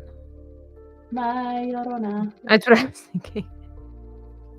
Yeah. Oh, So if you see a body of water, lake or river, and next to you see is a woman dressed in white and her hair in front of her face, run. Run. So you said she drowned. She drowned her children. Mm-hmm. Why did she do that? Because she's crazy. What was the whole lore? Like, what is the lore of this lady? Like, curious minds wish to know. Yori, it's me. ¿Qué pasó? It's funny because a lot of like people who are like me, like Mexican, English, American, when we hear stories, that's the stories that our grandparents told us growing up, and it's the stories to like get us to shut up so we can go to bed. You sure not German? I'm just kidding. My mom told us nice. Well, she had a scary book. She had this scary book. You were summoned. Well, Nomi's doing makeup, so she was saying it. She said earlier it might not be. It might not be as good as Danny's. Is that what you said? Yeah. Yeah, but she's giving it a try. I'm giving it a shot. And then shading looks great. Thank you, Danky. I'm pretty dang proud of what I've accomplished over here. Like, look at Tabitha. Look at Dreaming Tabitha growing. Like, she is just becoming. Anyway, I'm sorry. You were saying. Oopsie. My little thing. Let me get the lore of that. Hold on. Rizkit tagged you. Oh, okay. What? I wonder what he said. Rizkit for the biscuit. By the way, Blue Fairy penguins molt to keep warm. People do knit sweaters for them. So if you're ever feeling creative, all little penguin sweaters. Sounds like something for Carolyn. Now this I can get on board with because it's a little bit like easier to. That's right. Okay, so that's right. So she drowned her kids in a jealous rage because she found out her husband was cheating on her. So so she haunts only at night. And only at bodies of water. So if you see like the lake or the river, and she's like very malevolent. So she brings a misfortune to you, or she'll just kidnap your own kids. Okay. Yeah. Where's my ink?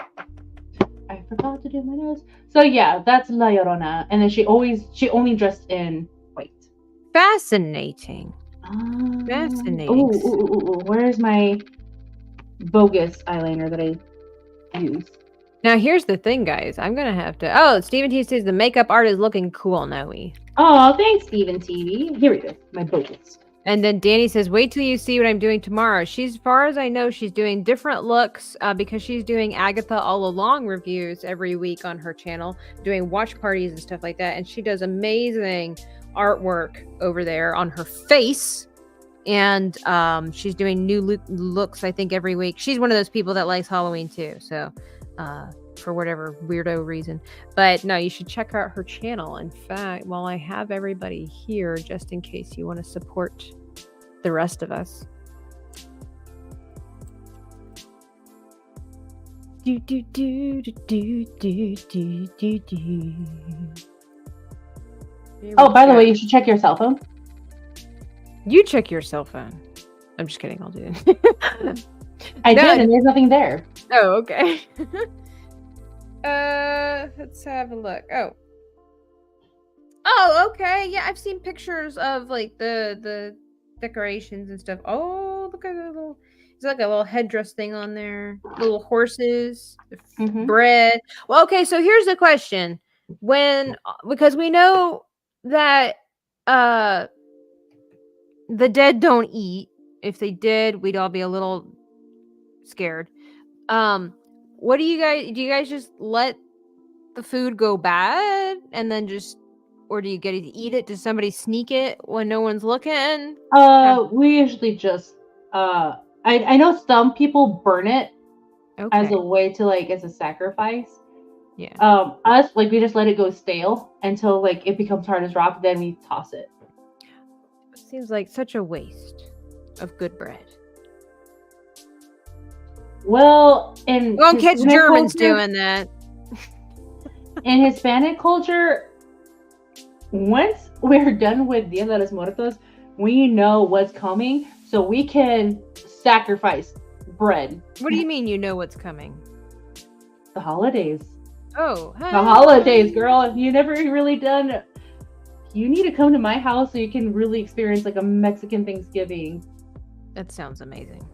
Hey, rolling chairs, haven't seen you in a while. Gluten galore.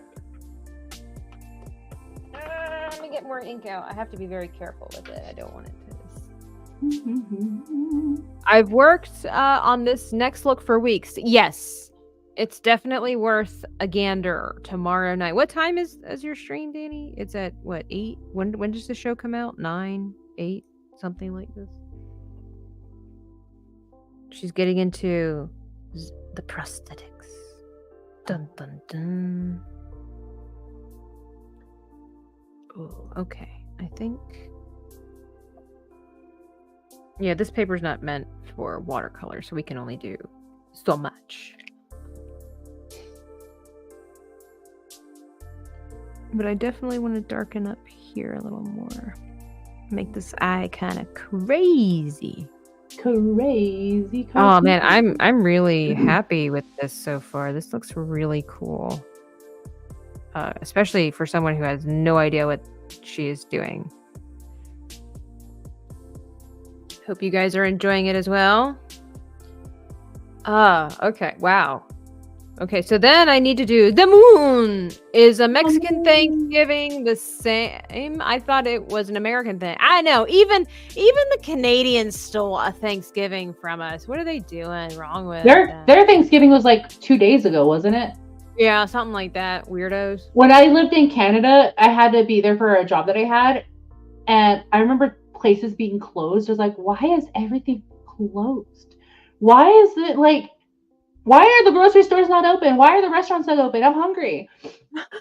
And then the church that I was going to over there in BC, they reached out. They're like, hey, are you busy right now? I was like, no, but I'm really hungry and everything's closed. They're like, oh, it's Canadian Thanksgiving. Come to the house. It's like, I did not know that you guys celebrated Thanksgiving. You're like, Canadian Thanksgiving? What is that nonsense? And you guys are a month too early. They're like, no, yeah, it's not.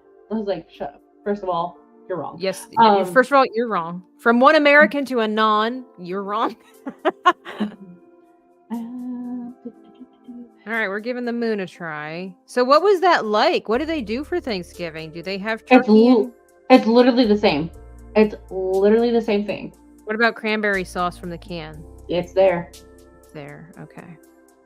Oh, and they do have poutine for sure. That was Poutine. I was happy about that because I actually do like poutine. So I was like, all right, I've never had. I don't know that I would enjoy because it's the cheese curds and the I think you can request for the cheese curds to be left out. Oh, okay. But then is it really probably not really official poutine? I mean, I guess. I don't know. I mean, there's poutine where I'm here. There's a bar that serves it, and they add green chili. Is that poutine? Probably not. Yes. But green chili is just like a little topping. I like it. Right, no, but I'm thinking like if that's like some kind of staple, they probably don't appreciate, changing it. Well, the Canadians can take a hike. I don't care. Oh, yeah, of course. I want green chili in my poutine, and you can't tell me otherwise. Oh, yeah, absolutely. Right on, sister. That's right. Okay, I think I kind of ruined the moon. And I cannot wait to get to HEB, Tabitha, because they have green chili bacon, and I want that green chili bacon. Oh, we have to when we stream, when we do our kick stream, we'll have to let you guys know what we thought of for a plan if we want to eat somewhere. Ooh. Yes, tune in to Kick if you want to hear the details of our details. Or all right, news. Or sorry. Here we go. Let me get some more. We're just gonna beat the devil out of this little jar of ink. Don't mind me.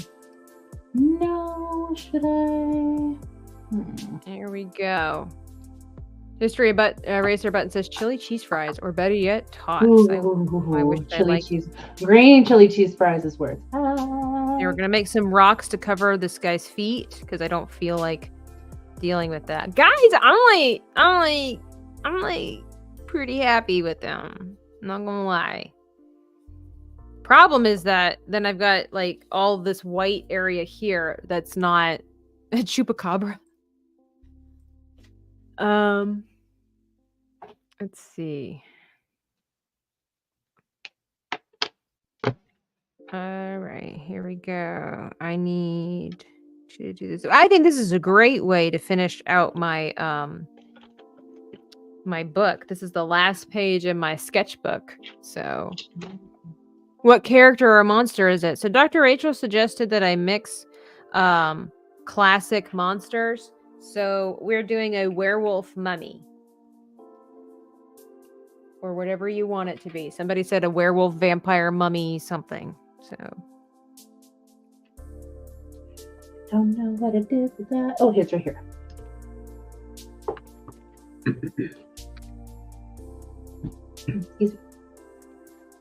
Yeah, I don't know if I need to. Oh, thank you. Looks great. I love it. Looks awesome. Excellent. Thank you. I kind of wish that I could make the sky a little darker, so everything is really standing out. But I'm afraid if I paint the sky or color in the sky black, it will just all disappear. I'm not sure. I have questions. Maybe I should kind of chisel out some of the rocks here. I'm not really good at the rocks unless it's painting. I do Bob Ross rocks, Oh, it doesn't help that my paper is still wet. How's your face coming along, Nomi? Better than you could have imagined? It's coming along. I forgot I need to do my little florals here. Ah, the florals. I'm just kind of spread this out. Yes, terrible rocks. I know. Hey. Yeah, better to leave it with the one. I said it was a gremlin, mummy, vampire, werewolf earlier, says Steven TV. Yeah, exactly. He says it came out good and scurry. He is. I think he's, if I may. I like that. That's looking really good. Yeah, I think I should leave it alone. Well, that's not true. Hang on. I didn't do the whites of the eyes. I need to darken that a little bit. Hey, Jacob Ironside. What's up, friend? Hi, Jacob. How is you? Because these would be darker too. They wouldn't be as...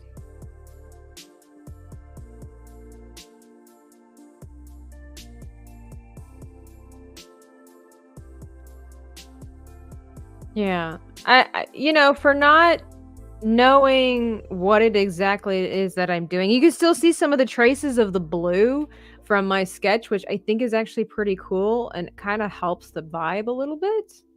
I like that. For not knowing what I'm doing, I think he turns out pretty cool. Steven TV says, how much is it? I mean, I always tell people like the live streams, unless stated otherwise, the pictures are always for sale. If you just email me at dreamingtabitha@gmail.com, we will talk.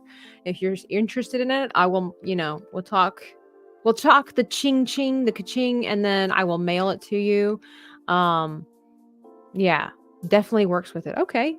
Yeah, just a little twinge of blue. I like the eyes and the claw. I'm really happy with the claw. I mean, if I would have done this with... I gotta take this off for a second. If I would have done this with pencil, it would be so much cleaner. But because this is a different style than I'm accustomed to...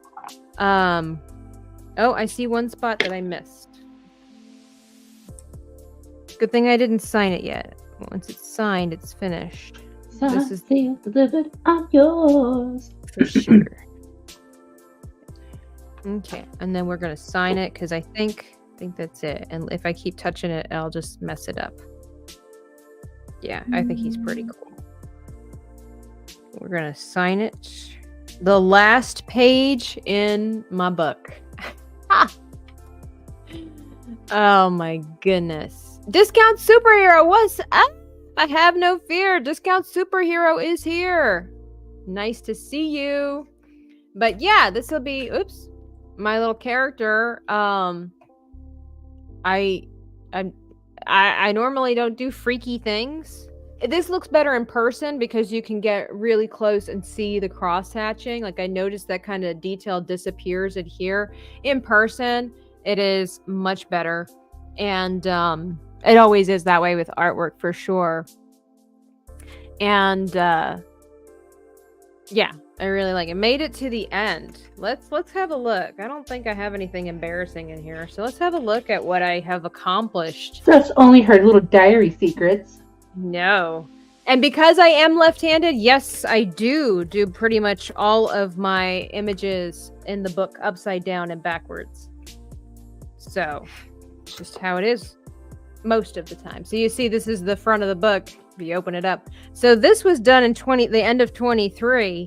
And somebody, you could see how far my chibis have come. Somebody I know, Sketchy Guy, he's known as Sketchy Guy on YouTube. He was doing a comic book and had to do with these sisters. And he was like, hey, would you do some fan art or whatever like that for it? And, so this was my rendition of it. I wish I could do it again because I've learned so much since then. But hey, that's just how it is. What? No. The blue sketch showing through looks like the moon. Yeah, exactly. Discount says your art looks great. I've been sitting here working on computer. Oh, I'm watching you. Thank you. So there's that one. Then this was, I think, the first stream I ever did on Twitch. And I was saying that I was getting into Fortnite, and I said that if there was a skin that I would pay serious money for, it would be Codex from the Guild. Felicia Day's character from the Guild, the web series that was so popular back then. This was my take on that. And then we did Fernando. This is the parrot dragon. This is what I look like. This is what it looks like when I sketch. So you can only imagine what our little mummy would look like. Yeah, Tara Crystal, you were there back in the day. Fernando has a whole backstory. I am so proud of him, the way he turned out. He has a whole story behind him that was so cool. We'll save that for another time. This image was kind of like a mermaid tail when the first time I was on Makani Draws channel and I didn't know what to draw, so I just kind of sketched a weird kind of seaweed mermaid tail. Then, Danny, you're gonna love this, was the first drawing that I did for our art party where we had to do a female druid with a beard. And I just didn't know what I was doing. And look how sad that is, guys. That's so terrible. But I got better. Then I did Barbie. And she turned out pretty cute. I liked her a lot. Even my dad liked her. So, There's Barbie. Ah, and then the next art party was the goblin. I believe it was a goblin king that have curly hair. I think a beard. Curly hair, a beard, and I forget what else it was. That was fun too. And then there's Marta from Brazil. One of my favorite female soccer players, right behind Julie Ertz. Then I did Ahsoka, which you can see if you've been following me along with me. Then I added the lightsabers later on digitally, just because they translate better. So there's Ahsoka. You can see this is when I really started to get better at lighting and ambiance. And then I failed miserably with Thrawn because it's really hard to do characters that don't have natural skin color. And so like I'm trying to get better with that. Yeah, I love Ahsoka too. She turned out really, really cute. This was back when they first announced the mystery of Thrawn, and we were all super excited, like, oh my gosh, what are they gonna do with Thrawn? And then we got that sandbag that we got. Then I did me some Lara Croft, still girlier than what they're producing today. And then I tried doing a melted, like a strawberry with water on it, but it just ended up looking like a piece of candy that's melting. So I was just practicing and trying new things. And then I tried to do a Trump chibi. He turned out pretty flippin' cute. He turned out pretty cute. I never did marker. I just stuck with coloring pencils. He's pretty cute. And then I did... Oh, come here. Where's the paper? Then it became Luffy, Monkey D. Luffy from One Piece. This was me getting much better at curly hair and coloring like the eyes. I was super proud of him. Wow, this was a year ago. Where's the time going? And then this was... Dang, Trump's eyes are popping. Yeah, they are. That's what I do around here. And then this is a giraffe-elephant mixture. I did a vlog where I went to the zoo, and then I was like, I'm going to try to draw some of the creatures that are here. And I think it was you guys that helped me figure out which animals I should do. He's the best Trump chibi of all the chibis. You're right. So I was really proud of this little hybrid. Do a Trump with a Band-Aid on his ear? Actually... I think I posted that on Twitter a while ago. Actually, hold your horses. Hold your horses. And horses, hold your breath. Nomi, it looks like our shirts arrived. Really? Are they out on the door right now? They're out on the door right now. At least that's what the email says. I'll have to go get them. Hang on. I'm going to get my Trump chibi. Where's he at? There's my little Trump chibi. He's not finished yet, though. He's missing a lot. Oh my word. And then I just kind of quickly scroll through, and then we got this one from One Piece. Oh, I never finished this little sketch of a guy. Cute little animal ghost there. And then I got my little bat character. I did a tutorial on how to draw him. I did a Chucky one. And then I did a tutorial on eyes, and then I also created like a Thanksgiving skin of the Pillsbury Doughboy if I could get one for Fortnite. Then I did Jack. Did a snowman. This was also from our art party, our Christmas art party, where we had to do a female food tasting, wavy-haired, bored gingerbread man holding a candy cane. And then I did a cute little chubby polar bear. Hey, Master of the TDS. So we're going through my book, but I just finished the last page of my book, and we did a monster hybrid, and you guys can really see how far I've come. Is Chibi your favorite art style? You would think. It's not, but I've come to enjoy it. And yeah, we get it. You guys over there on Kick. Some of you don't like Trump. It's okay. You're allowed to not like Trump, but don't be mean. So we did a mummy werewolf, and I did it in ink. All out of ink. And then let's see what else. What were a couple of other ones? Where are we at? Let's see. We did Jack. So you can, you guys see that this is what I do. I do chibis. I did a goat that I never finished. I did eyebrows. Oh, this. I was supposed to have a certain guest come on, and he wanted me to teach him how to paint this. We just never got around to getting a date. Ooh, He wanted to do. He didn't. He wanted me to do Hercules, and these were my genie chibis that I still want to continue with the story that one day that I did digitally. Alfred Hitchcock, which turned out a lot better than I thought he would. This was just part of a tutorial for a warrior series on teaching people how to do poses. This was my Cara Dune, my Marshall Dune. I did the original one, and then I did a follow-up. She turned out pretty cool. Pretty cool when the muse likes your artwork. And then this was from another art party where we had to do a nervous detective with an afro who was also a window cleaner and somehow incorporate a frying pan. That was super fun. And then there was an Easter Bunny one. Some of these I have them up on my Patreon for free. And then this is one I'm most proud of, especially the hair. I really started understanding coloring better. And super proud of this one here. Then I was going to try to do Mihawk. I plan to do him in the future on a bigger piece of paper. This is just not enough space for the sword. This was from our Indiana Jones, our sad Indiana Jones art party. It was terrible. And then I never colored him, but this is Rick O'Connell. I went to go see The Mummy. The remake, The Mummy with Brendan Fraser and Rachel Weisz in the theater, and I did this and I drew it for that occasion, but I never finished. And then this one I was quite proud of because if you guys remember earlier, I said I am not good at doing animals and definitely not doing them in chibi form, and thus Caesar was born. And I'm really proud of this one because I didn't think I could do it. I think it got his facial expression pretty well, and his eyes do be popping.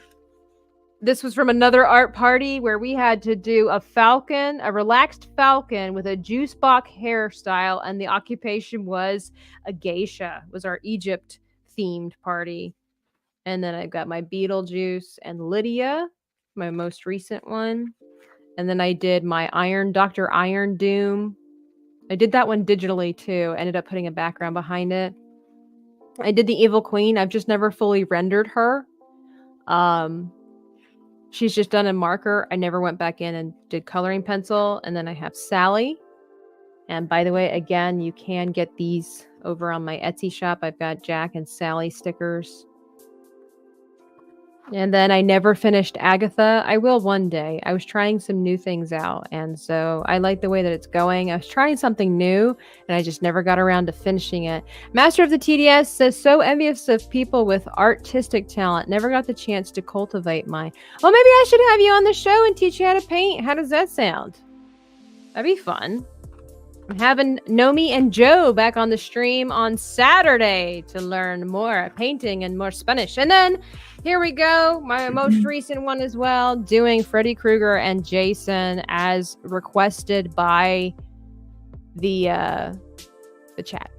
So this one turned out really cool. And then, of course, last but not least, so you guys are literally looking like at a year's worth of artwork. I mean, I've done so much more than that. But this sketchbook, my goodness, 60 pages of artwork, and look how far I've come. Look at, like, for real.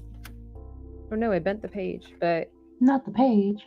I know. No, it's okay. I got it. But like this, this is how it started, and this is how it's going. What a glow up! Am I right? History Eraser button says, I still think a Narmy Kruger would be good. A Narmy Kruger. Yeah. You as Freddy Krueger. Oh my. The Caesar one is my faves. I'll draw with you, says Andy Masterson. Oh.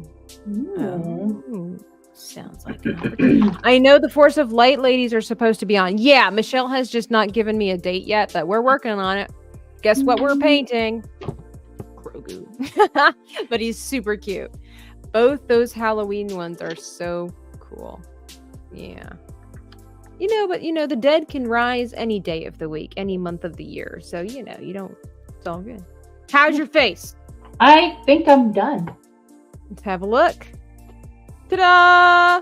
Yay. Oh, your nose is super cute. Did you put glitter on? Yeah. It kind of goes Nice. around like the rim of the eye and everything. I didn't put any glitter near my actual eye because Yeah. glitter in the eye is a Danger. pain and a half. Danger, Will Robinson. Danger. Yes. Yeah. No, no, no. I know that they have like that glitter, that heavy glitter eyeshadow, and I'm just like Hmm. that. Just I can feel the razor blades cutting into my Oh, flesh. yes, it hurts so bad. Well, not only that, glitter is very heavy. And Yes. yeah, and it just weighs so much. So I just feel like I want to take off everything in that instant after I'm done. Like right now, I just I pat it on as light as possible. Oh, she says you did great, Nomi. Oh, thanks, Danny. High Yeah, praise. High this is just praise. me doing it on the whim because I didn't have my white base or anything. I was just like, I'll just use what I have. Yield management is one of like my I have a white base. professions. Yep. Oh, stop. Well, Nomi uh, did say she's like, I'm not doing white. yeah, I was like, because I don't have any of my white foundation as a base. So I was like, well, I'll just MacGyver it. So, um, what was I gonna say? I don't know. I blew the extra off of my palette here. Um, Yield management is something I learned in college. Is one of when the professor that I was taking the course for hospitality, she said, whatever you, yeah, got to work with what you got. Whatever you have, use it Yeah. because you don't know what you can create with what you have.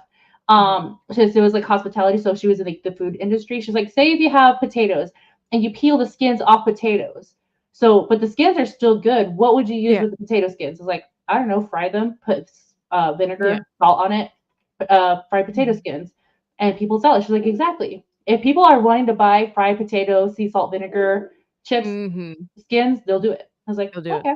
So that's what I have.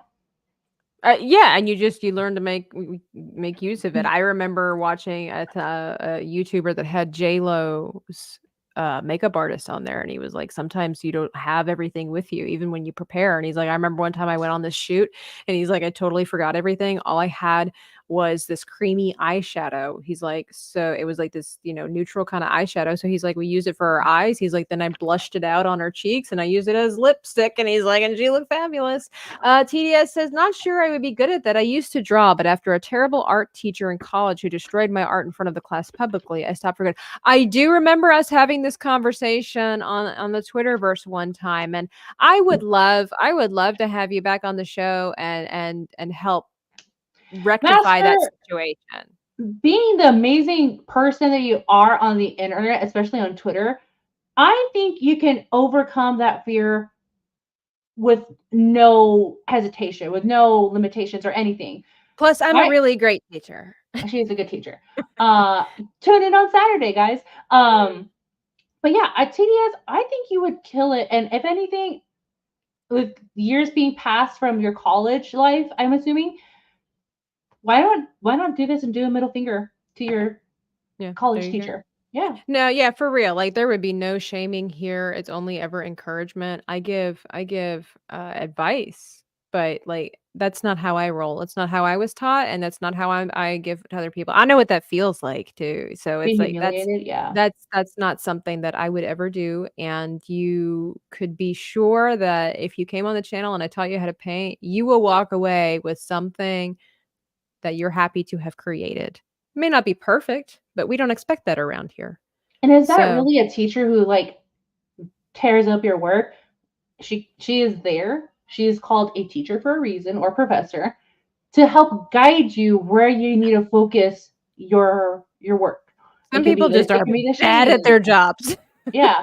Now, if you're tattooing someone, yeah, I understand the humiliation and getting yelled at, but like Mhm. it's Yeah. paper. This is my face. It I can seems like things have changed since I was last here. Hey, that's sweet. TDS says, I really tried, but I haven't been able to fix it. I nitpick everything I draw now when I try, and it's tiring. Oh, come on. I get that. Look, I just created this thing and I'm super proud of myself, but I see all kinds of errors in here. I see all kinds of problems and things that I need to get better at. But, I don't have a teacher.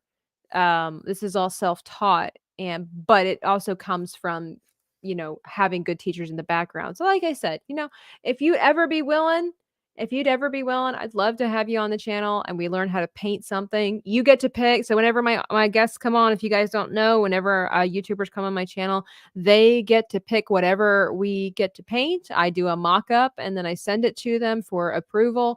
And then we just get a simple supply list together, make a date, and we go for it. So it's really simple. I like to leave it up to the folks at home. And because I want you to be able to have fun with something that you enjoy, with the topic that you enjoy, and it's really good. And Emily Kruger, I want to make sure I say hello to you, madam. Hello. So good. We are about to dismiss here one more time. I've got my little mummy werewolf that you guys helped me create. Be sure to like and subscribe to the channel if you enjoy this kind of content. Also, because I'm going to be drawing from inspiration that you guys have posted in the community chat. So be looking for the next stream. Shout out to Miss Nomi over here, who did her face in the hang on. Dia de los Muertos. Yep, exactly. It's a sugar. Best way to describe it is a sugar skull. A sugar skull. Why do they call them sugar skulls if you guys don't eat them? I think it's just more Americanized. Sugar skulls. Oh, because typically we don't call them sugar skulls. We don't call them cara de azul or azúcar.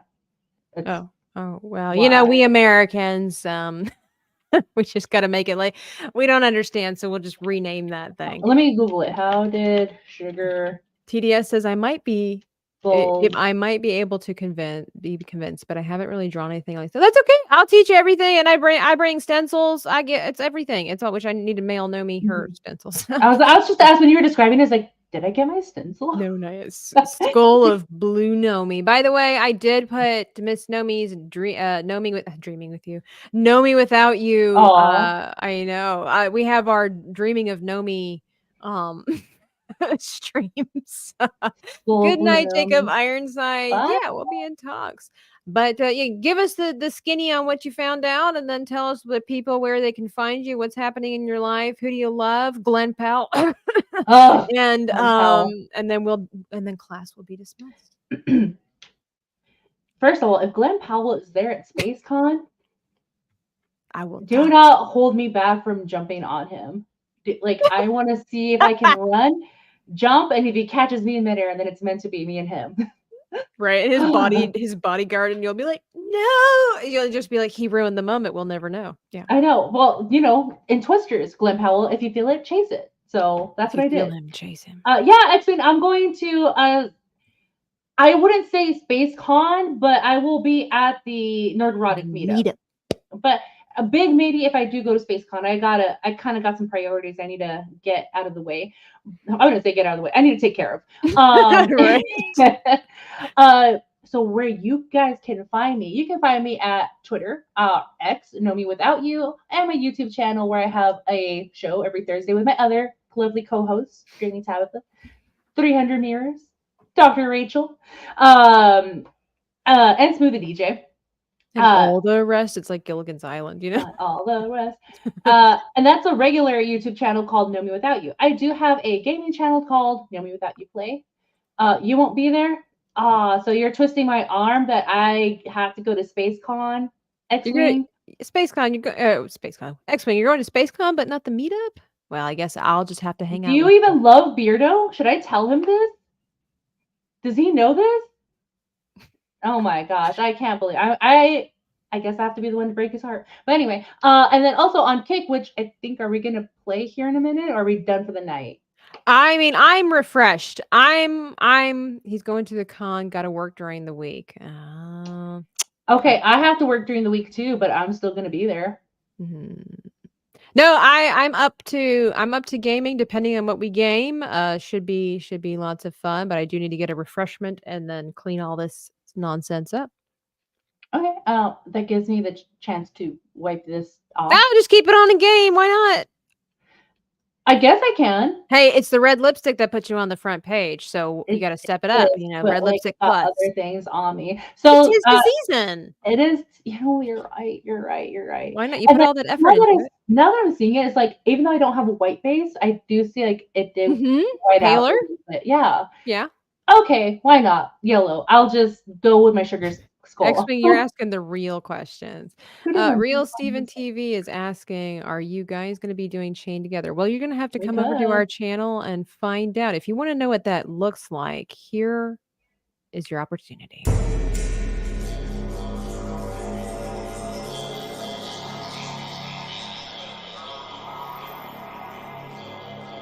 I will lead us in prayer, guys. Feel free to join us as we bow our heads and lead us into this. Do you pray with your hands up? Do you put them out? Do you put them together? Is there a particular method? I that you usually use? put my hands out, like as a give. We'll go ahead and pray. Heavenly Father, thank you for this day that you have given us, that we are able to wake up and rejoice that we are alive and well, and be able to enjoy the little things, which is playing video games with your friends from afar. I don't know why I'm thanking you, Lord, that we're about to play this game. Let this game be a metaphor of how we can get closer to you and be better of who you are. Be better versions of us with your light.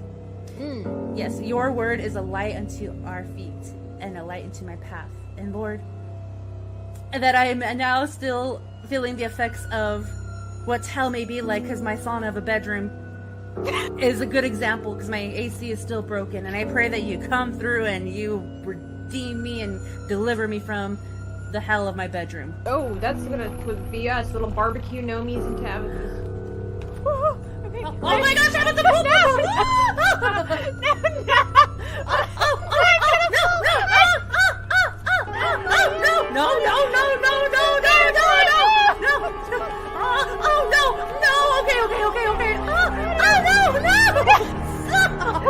Okay, this is not gonna be good. You have somebody who's afraid of heights, even in the first We've only jumped on the first one. Oh my god! I'm scared. How are you feeling? Are you okay? Trust the process.